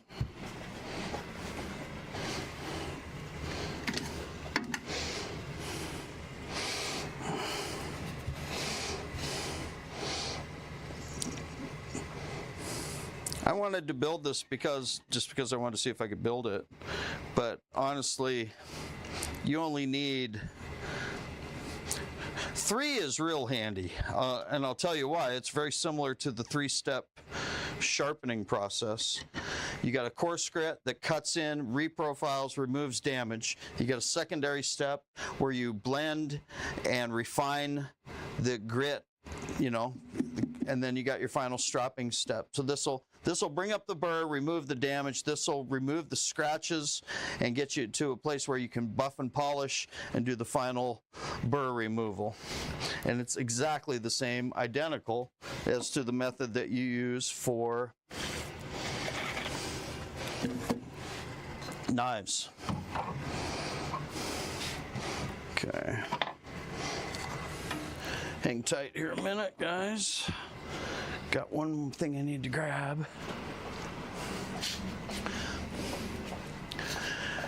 Hair scissors tends to be at about 45 to 55 degrees from the factory.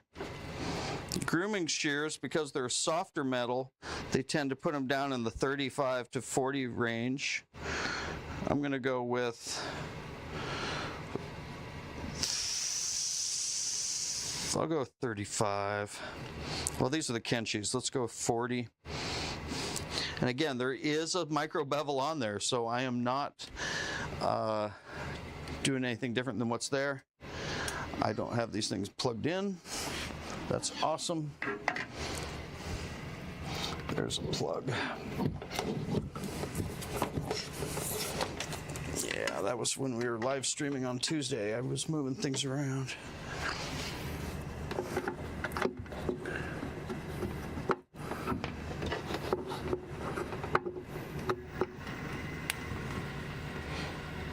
Okay, there we go. Relatively slow speed, running at 22, which would probably be 2200 RPMs. You don't need a lot. The whole point of this is I've got this set, and because I've got it set, it's going to lock in. It's not going to let it go further than that. And then with the lighting right here, you won't be able to see it, but there's just a nice little white line.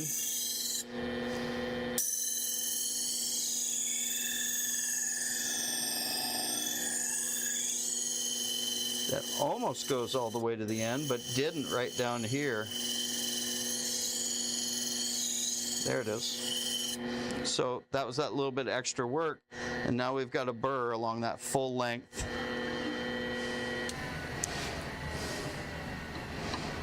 Now I apologize because I don't know where my other power strip is. So I'm just going to move the power cord over to the next machine. Cool. And then I'm going to take, and so I'm actually at exactly that same angle.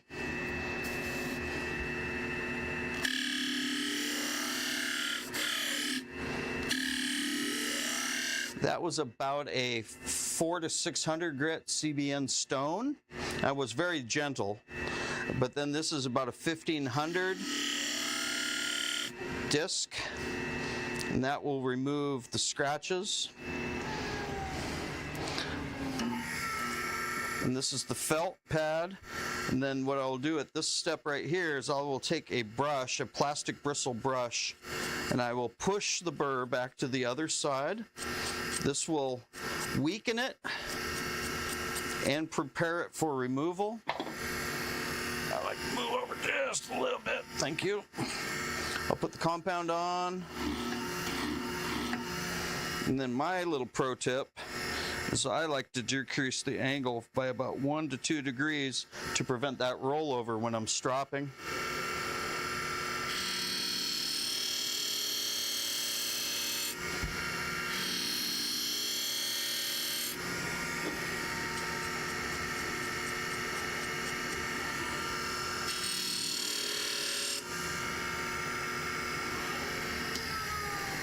It's very similar to the twice as sharp because the angles are so precise and it's so repeatable that every time it's shaven sharp. Stupid sharp.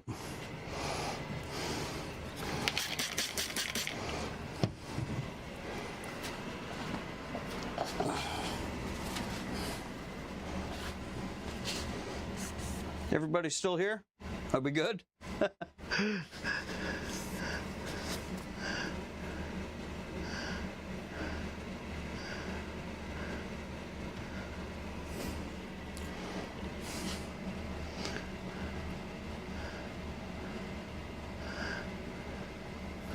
Nice.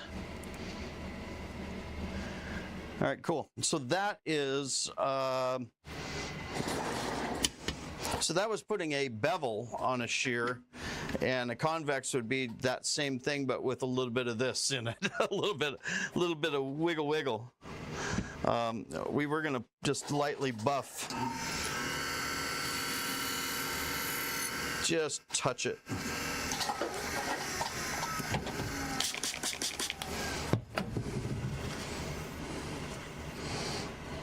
There are some different ways you can do it. I'm just showing one of them.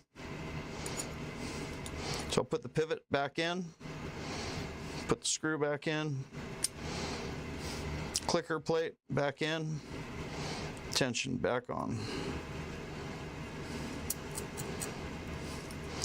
Wiggle it to set. Check it for a nice amount of play.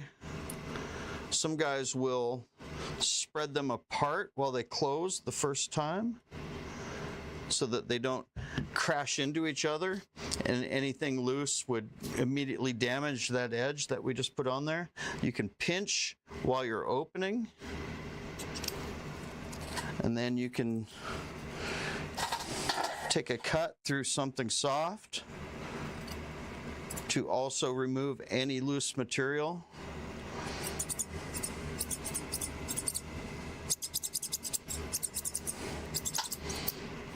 Those are good to go.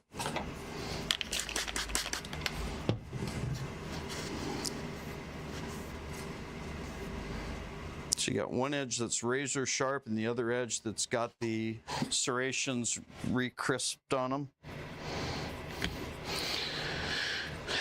Still freaking me out because there's not a speck of hair anywhere. If you've ever sharpened for dog groomers, some of them you open up and there's more fur on the inside than there is scissors.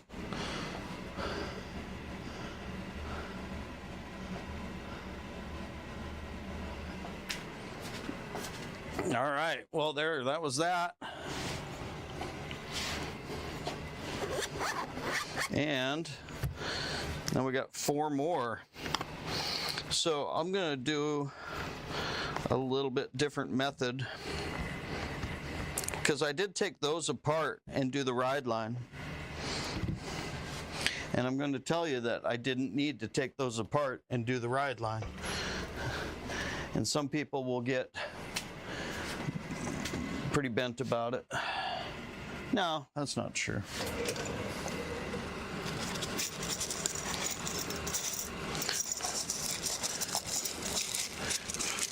I scored a while back a whole package of these tiny little ceramic rods. And they're a fine grit ceramic as opposed to a more coarse grit ceramic like you'd find on a small honing rod or something like that. And so you can take, and without going into too much technical engineering details, but the ride line is actually at about that angle. It's a little bit up from if you were just to take this and put it on the spine in the front and the back and put it there. The actual surface right here the ride line surface is tilted up a little bit because it matches the J. So what we're putting on is about 1/10 of a degree of negative angle. And the reason why that isn't critical, I think, is because if the two surfaces are flat to flat, that's how you want it optimally. If they're a little negative, then you're just leaning it forward onto the surface a little bit. If it was the other way and it was opening them up, and so the two edges weren't coming into contact with each other, that would be catastrophic. But because we're so close to there,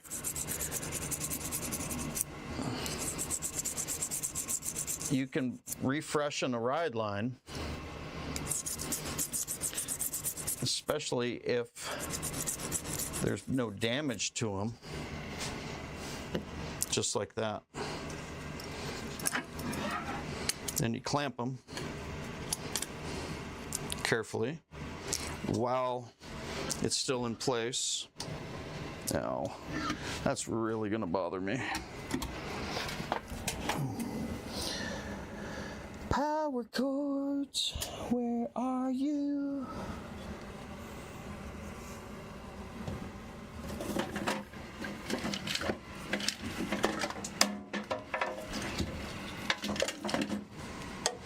Aha! I found a power cord.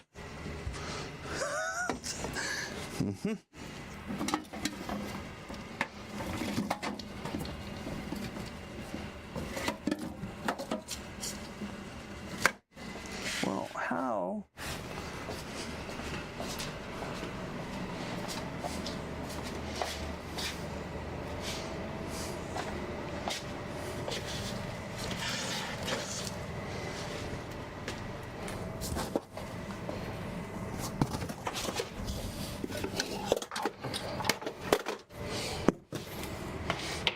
Aha! Found it. I found it.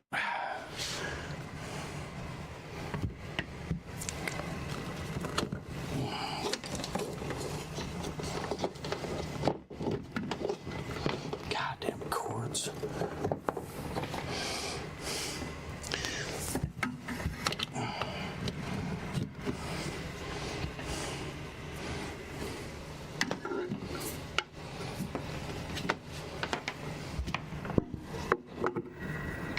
Okay. Okay, we're all set.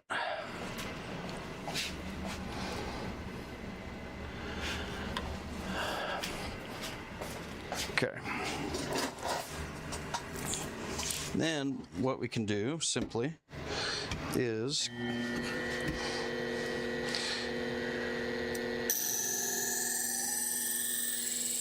all right, so these are that cheaper steel. We're going to drop that angle down 35-ish.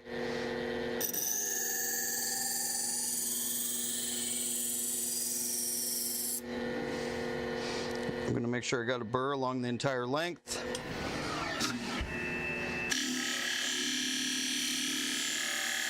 Going to refine that edge. I'm going to push that burr. Kick it back 2 degrees.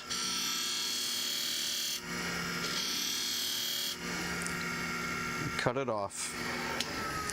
Gonna flip them over.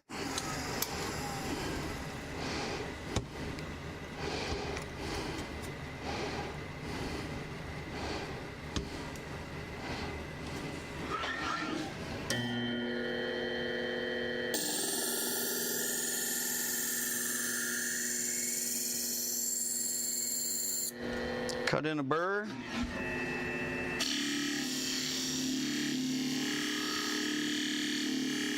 Refine that edge.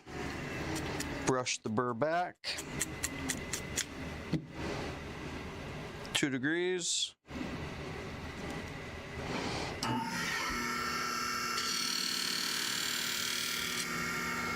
Pull that burr off.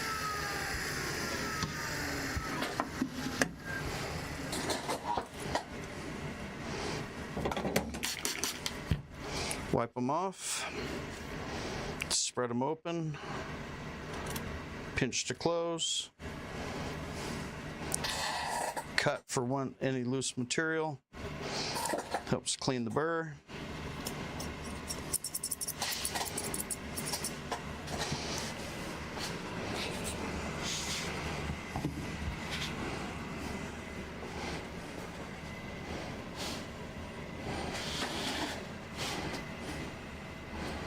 Fabric test.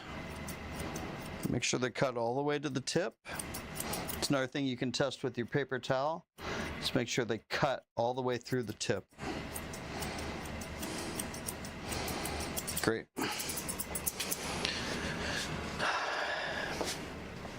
One down, 3 to go.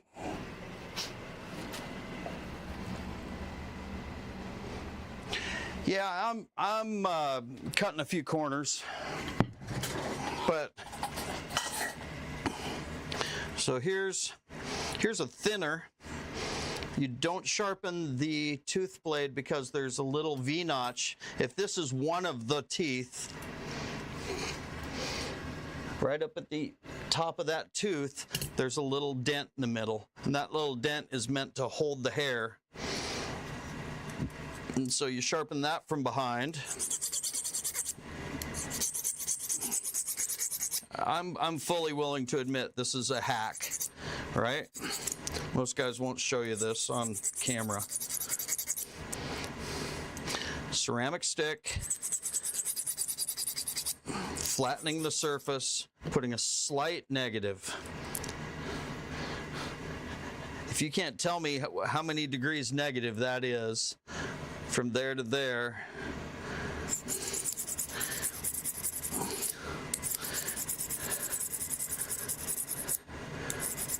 it's kind of like when I go from step 1 to step 2 with my sharpener, my second angle guide is tipped slightly higher to make sure that you're hitting the apex. Same concept. Now with these, this is the anvil, hammer, I can never remember. What you'll notice is oftentimes there will be damage on this blade from where the teeth have been colliding in. But we're just going to sharpen that one blade. I'm going to lock it in the clamp. We are at 35.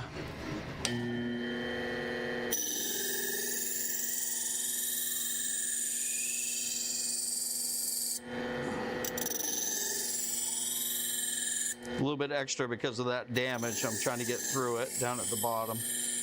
And that's just where the teeth kind of chew away the blade.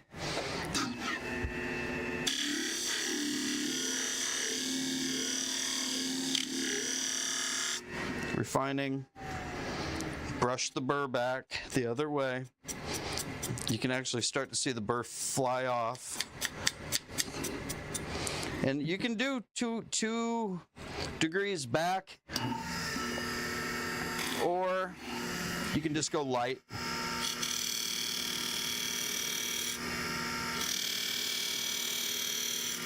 Or you can manually kick it back a little bit and push a little harder.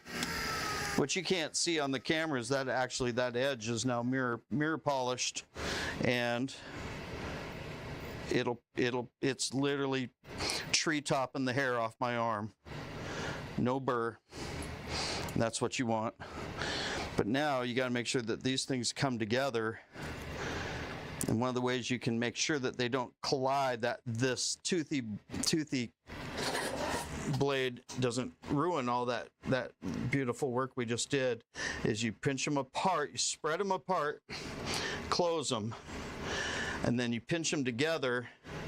You can even hear it. And that's these pushing off that back, and that actually helps them to mate together. And then you want to make sure that they're decently snug, because if they're too loose, then they will bend into each other and crash The other thing too is that groomers will stick their thumb all the way through, and then they're putting too much side pressure. With something like this, you want to make sure that you're going straight up and straight down, and that's why they encourage a thumb ring, but you can't tell people that they're doing it wrong, so that doesn't work too well. I tried that once. Short fur, but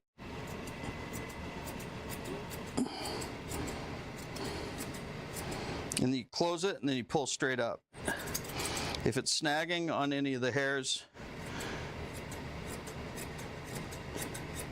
you'll feel it immediately. Then you have to go back and troubleshoot.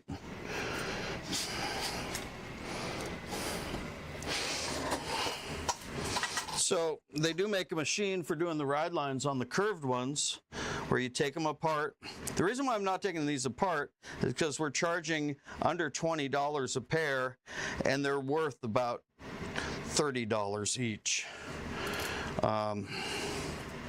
If I can get them to function properly, then that's the main goal. But they do make a special machine for doing the ride line that's that 1/10 of a degree high, so it maintains a perfect degree. There you go. And I can see it in the light. I can actually see the ride line in the light. We can have, if anybody wants to have a technical discussion about how those two surfaces then come together and whether or not they mate.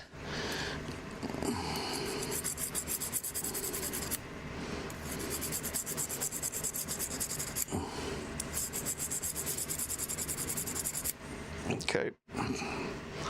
Now, some guys will freehand the nice thing with the clamp is that when you go from step 1 to 2 to 3, it's always perfectly deburred and usually hair popping sharp.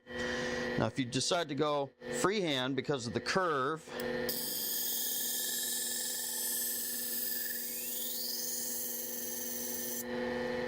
you just got to hold it steady.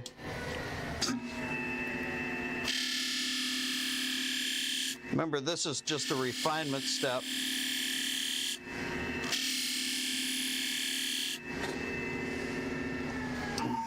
And then we're going to push the burr back. Like with any sharpening process, the real trick is in the stropping step.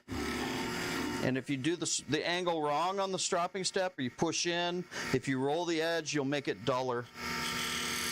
So you can start at a slightly lower angle and a less pressure.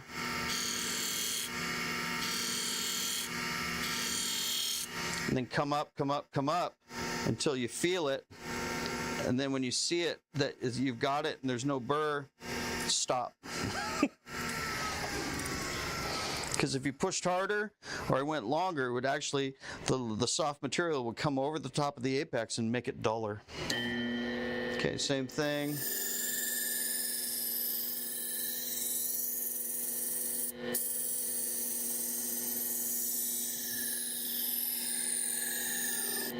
Nice clean bevel.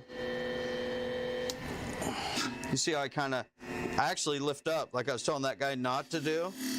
But in this case, you want to lift up so that you follow that same angle of that curve.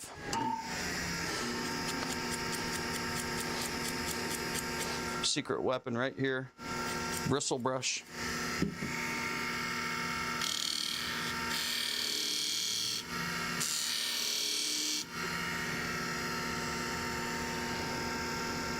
Perfect.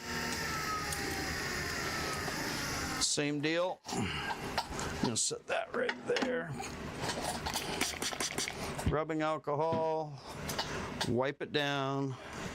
And that's so you're not closing any contaminants onto the blades. I'll pinch them apart while I close. Gently let them open. It's kind of a massaging thing.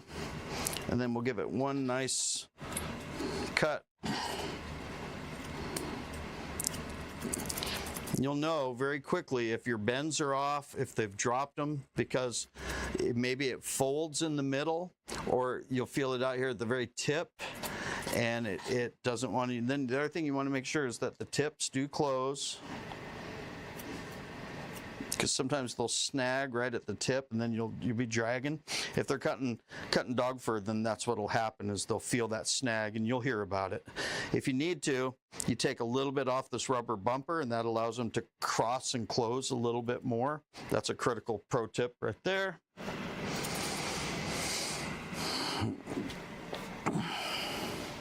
And then for your own safety, peace of mind, not safety, cut something with them. Rabbit fur works great. This fake fur works good. I can see how it's cutting, especially out at the tips.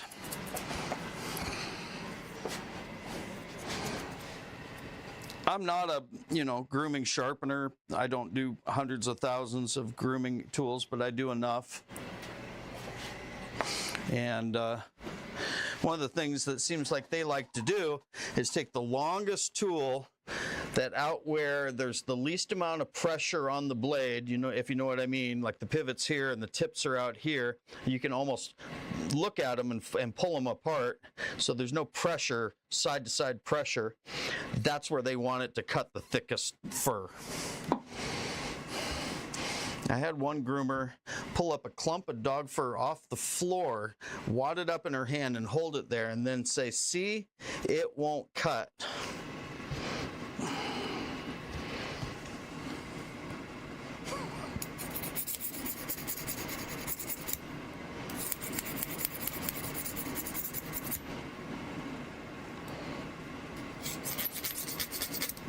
It doesn't take that long to take them apart. I could take them apart and scrub them on a stone. It doesn't make a difference, though. I don't think it makes a difference. The steel is soft.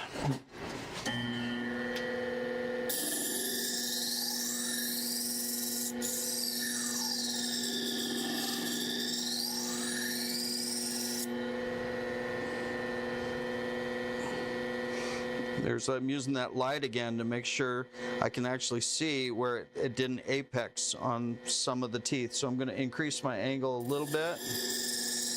There we go. Now I see the burr coming up.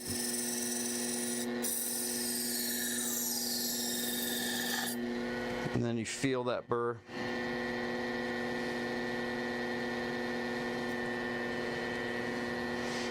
These will have different angles on different blades. Different schools of thought about what angles to put.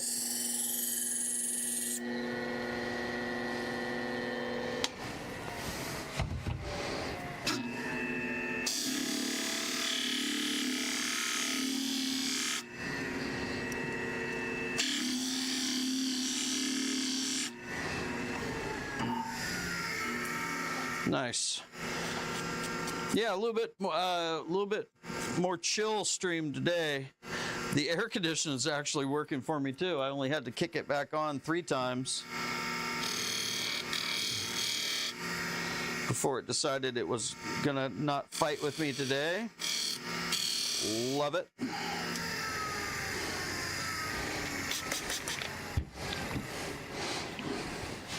I think one of the things sharpeners like a lot, I'll speak for myself, one of the things I enjoy is the repetition, the technique. We get into our rituals. So I checked the tension, adjusted it, see how it feels. If it's too tight is better, because that means they're not going to clash into each other. They're going to stay sharp longer. But if it's too tight, they won't use it, because they're the ones that have to move their thumb up and down.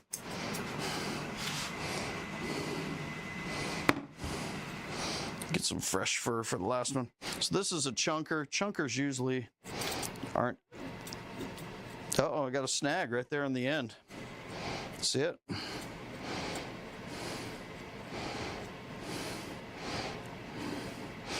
Yeah, we're actually folding hair. See it fold? Burp, burp, burp. So we got to figure out why it's doing that. Okay, double check, make sure my edge is sharp. My edge is sharp. So the first thing I would do, when I see that, is now we actually have to do some ride line. And the reason why is because it's critical that those two surfaces come together, especially when you see the fold in the middle like that. So pop them apart.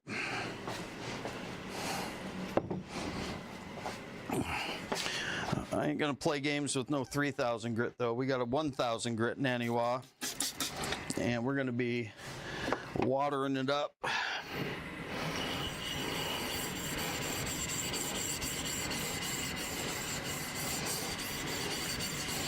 I'll still clean it off, make sure that there's no contaminants or anything on it. Okay, we're good. Let's see. So this will tell us what's really going on. The Scooby-Doo mystery. Okay, and you still got to wipe this off. Okay, clean, clean. 1, 2, 3, 4, 5. 1, 2, 3, 4, 5. 1, 2, 3, 4, 5. And stop, lift, wipe, inspect. Right there, the ride line is thin. 1, 2, 3, 4, 5. 1, 2, 3, 4, 5. 1, 2, 3, 4, 5. Pull back.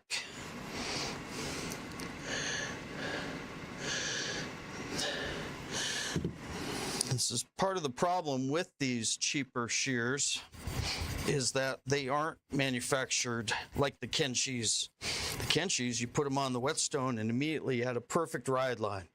Some of these, you put them on there and your ride line will be going in and out and it won't even touch in places. And that's what you pay for, I think. Similar to what you pay for with a good knife.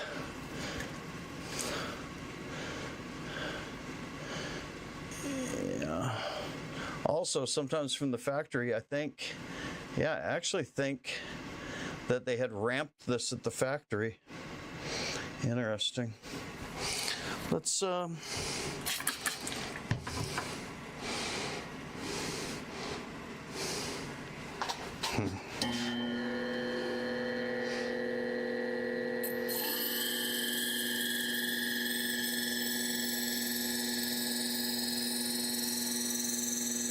I'm cutting in a fresh burr, bevel on the facet on the bevel side, because I want to feel.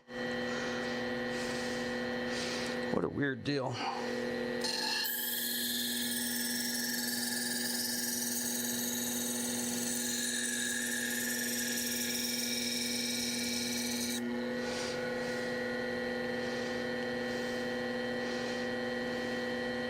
That's the weirdest deal I've ever seen. Okay. I still don't know what's going on. But I can see a reflection in the light.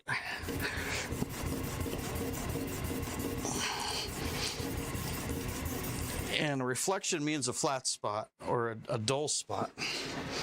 Yeah, we still got.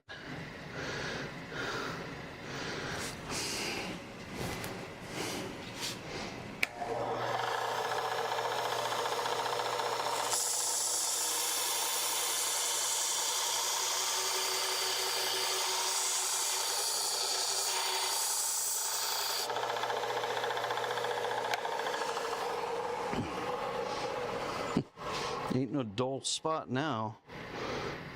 Now there's a burr. Just play games with me.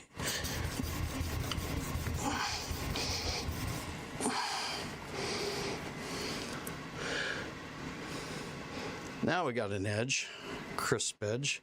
There was, some weirdness going on the actual bevel. I think the back was pretty okay. Okay, for sure we're okay. This is sharp still, but you want to make sure that it's going to mate with the other one, so we'll just redo this one as well.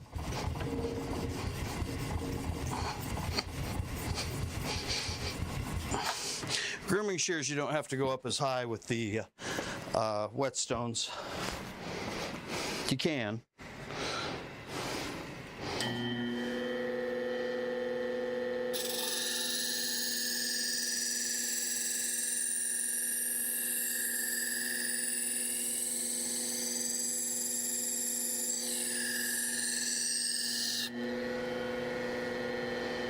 That's just weird.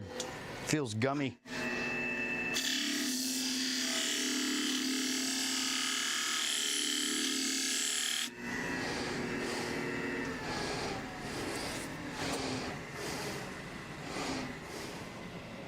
Where'd my little brush go? There we go.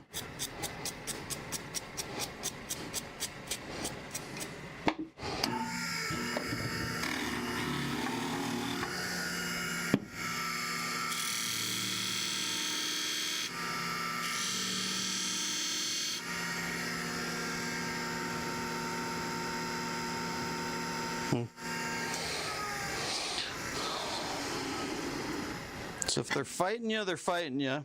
And what I'm going to do, this is, you know, not rehearsed. I'm actually going to come back in. I'm going to cut this bevel in hard.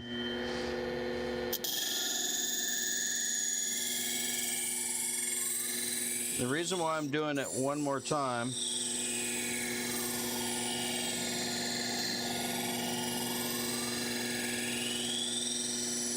is because it's fighting me.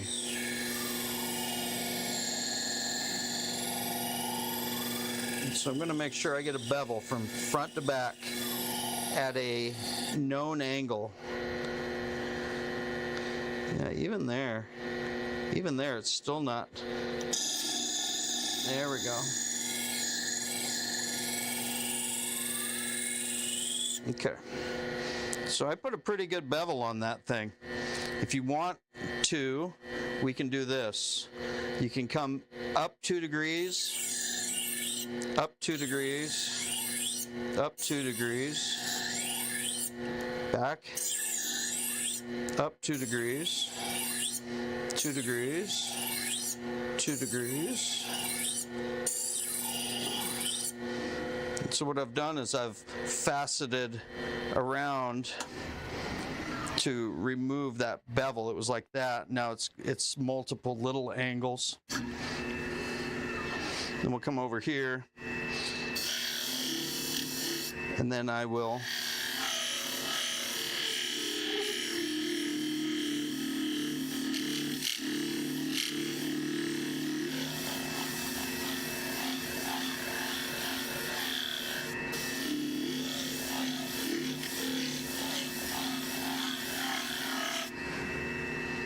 now I've blended all those together.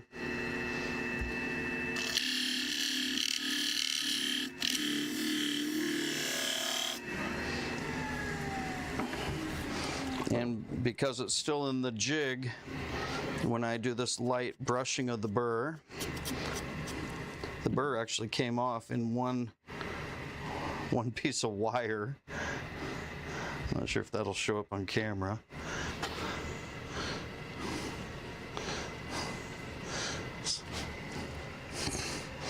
So there's a clue. We're dealing with some weirdo garbo stuff.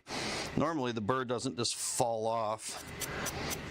But if that's the way it's going to be, then I'm going to go ahead and go with my 2 degrees back.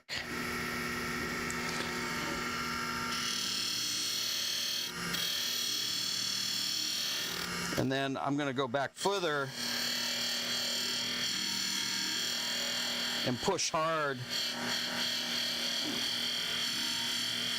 to get that convex mirror polished blend. But up on the edge, I'm going to be really light. Okay. So cheap steel, soft steel, flaky. And we are absolutely hair popping sharp. Tree topping. Okay.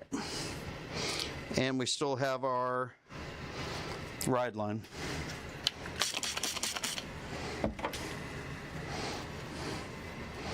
Now these ones, we haven't removed the burr yet. I'm going to do the same with this. We're going to put these in the clamp. I'm going to drop this down lower.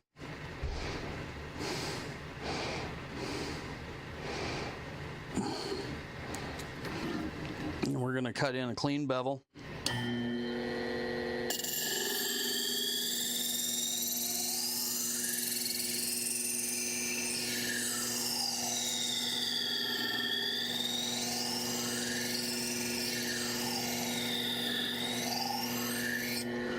I'm going to look and see where it's at.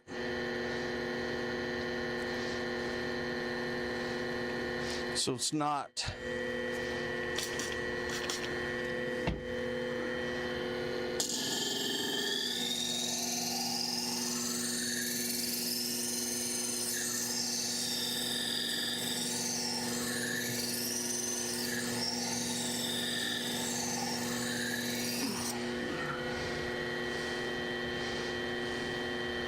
we're getting there, but we're not apexed yet. So what there was originally was there's two different angles. I picked one in the middle, and then I went over and I just ground them all off, but I ground it at a pretty obtuse angle. So I'm trying to actually put a decent, about a 20-degree bevel back in on that blade. The other one was higher, like 35. This will take a second. Yeah, we're getting there. This isn't the most aggressive wheel, but it's that nice combination. It'll get the work done, but also it leaves a fairly decent finish. I could speed it up a little too.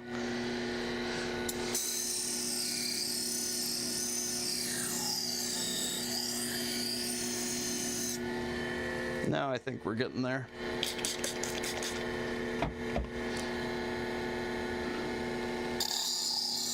Yeah, now we're getting there. See, this just takes all the guesswork out of it. For you guys that aren't familiar with how a angle guide works, because you lock it in, and then that bevel is dead nuts flat. Well, flat. It's you know, it's at an angle, but it's consistent at that angle. Then this will refine that same exact angle.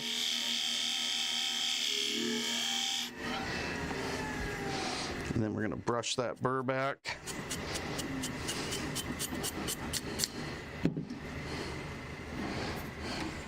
I'm going to kick it up half degree, 1 degree. Put a little compound on there.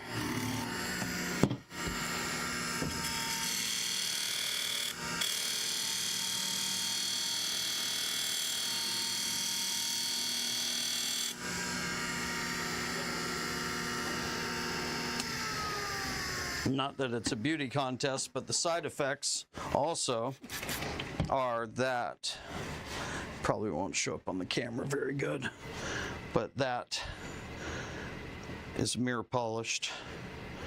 And those should also be about hair shaving sharp, even though they're at a much lower, steeper angle. All right, let's get out of here. Okay, so we reflattened the ride lines. We made sure that they were flat. We put crisp bevels. Oop, got the wrong way. The round thing goes in the round hole. Okay. If you're ever confused, look for the little hole where the clicker plate tail goes into, and then that'll give you your clue. Okay, we're going to spin this down, give it a little wiggle. That usually helps it set into place. Check it. And then we are going to go ahead and spread apart.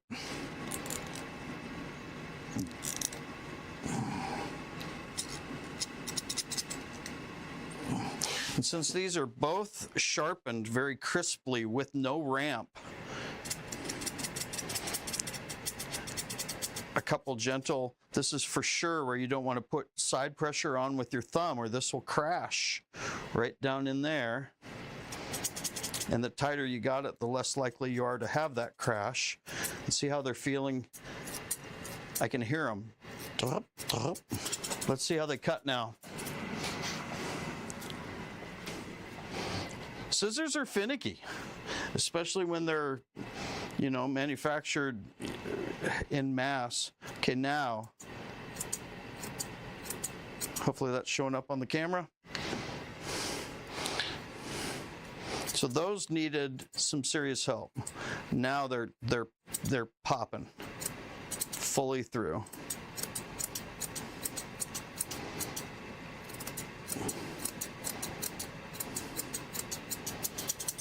Okay, and that makes sure. But when you make sure, then you make sure that then the customers are going to be happy when you get done as well. Does that make sense? So by testing everything, by me testing everything, then I know for sure I did my job and that they're going to be happy when they get theirs back.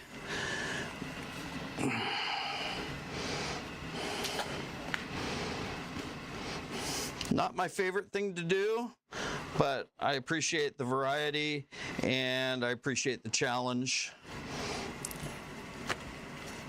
I wouldn't want to do them every day. Clipper blades was actually something that I gave up because it was this much effort for this much income. And when you really start to break it down, everyone's got to do their own math. But if you can do 10 knives in 10 minutes, or you can do 10 clipper blades in 1 hour, it's 6 times as profitable. Something like that.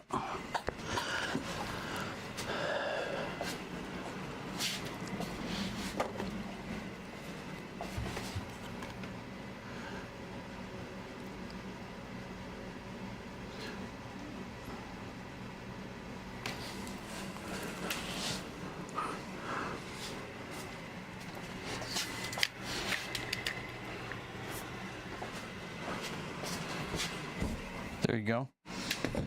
Dun, dun, dun. Well, guys, that was more of a chill stream than anything. I feel like Mr. Rogers here. I'm just kind of talking and doing my thing. It was much less frantic than the other day when I was trying to get set up and the air conditioner was dying. And but that was a good, the audio, we're one step up in the audio. The video quality seems like it's pretty good. And I'm watching my camera over there to see. There we go. So that was it. If you guys really, I mean, if you guys want to engage me in chat more with questions, or if you appreciate just the mellow dialogue that I do while I'm walking through the process myself, I'm just sharing what I've learned. You know, share my thoughts, so the good, the bad. I'm not teaching a master class here. I am just showing you my day-to-day techniques. And sometimes it's easy, but the main thing, of course, is you're always testing things to make sure they're going to be good when you give them back to your customers. And there's easy ways, there's harder ways. There's guys that sharpen knives with a 10-step process, and I can do it in 3. Is their way better than mine? Maybe. Maybe it's just more steps. Maybe it's just a different way to get to the same place, and at the end of the day, you make it sharp, and then it leaves here, and they go out and they make it dull again, and then they bring it back. It's just metal that we're making sharp, and how you get it there, I don't really think matters as much as some people do. Final results, fit and finish, quality, sharpness, those are all important things, but, you know, basically I'm justifying my use of the ceramic blade to hit the ride line. It works. And you don't need to take apart every purple dragon. You got bigger problems than that when they're bent and you got to bend them back and adjust them. That's a whole nother deal. What we were just doing today was just apexing and deburring and making sure that they do the work that they need to do. And the groomer's going to be happy. We did the clipper blades. That was a lot of fun. And I think it's lunchtime, you guys. So thanks for everybody for hanging out, and I appreciate it. If you need anything, we are restocked, or we're almost restocking on everything except for a few belts. And then we'll have everything available by the 4th of July sale. And if you need anything, you can email me at currycustomcutlery@gmail.com, or you can go to our website, shop.currycustomcutlery.com. And I appreciate you guys hanging out today. Have a great day. All right. Aloha. Now I'll go back and turn off the stream.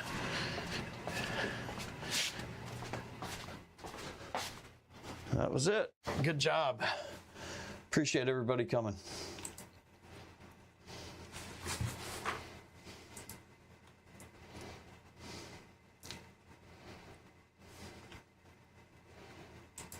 And adjust them. That's a whole nother deal. What we were just doing today was just apexing and deburring and making sure that they do the work that they need to do. And the groomer's going to be happy. We did the clipper blades. That was a lot of fun. And I think it's lunchtime, you guys. So thanks for everybody for hanging out, and I appreciate it. If you need anything, we are restocked, or we're almost restocking on everything except for a few belts. And then we'll have everything available by the 4th of July sale. And if you need anything, you can email me at currycustomcutlery@gmail.com, or you can go to our website, shop.currycustomcutlery.com. And I appreciate you guys hanging out today. Have a great day. All right. Aloha. Now I'll go back and turn off the stream.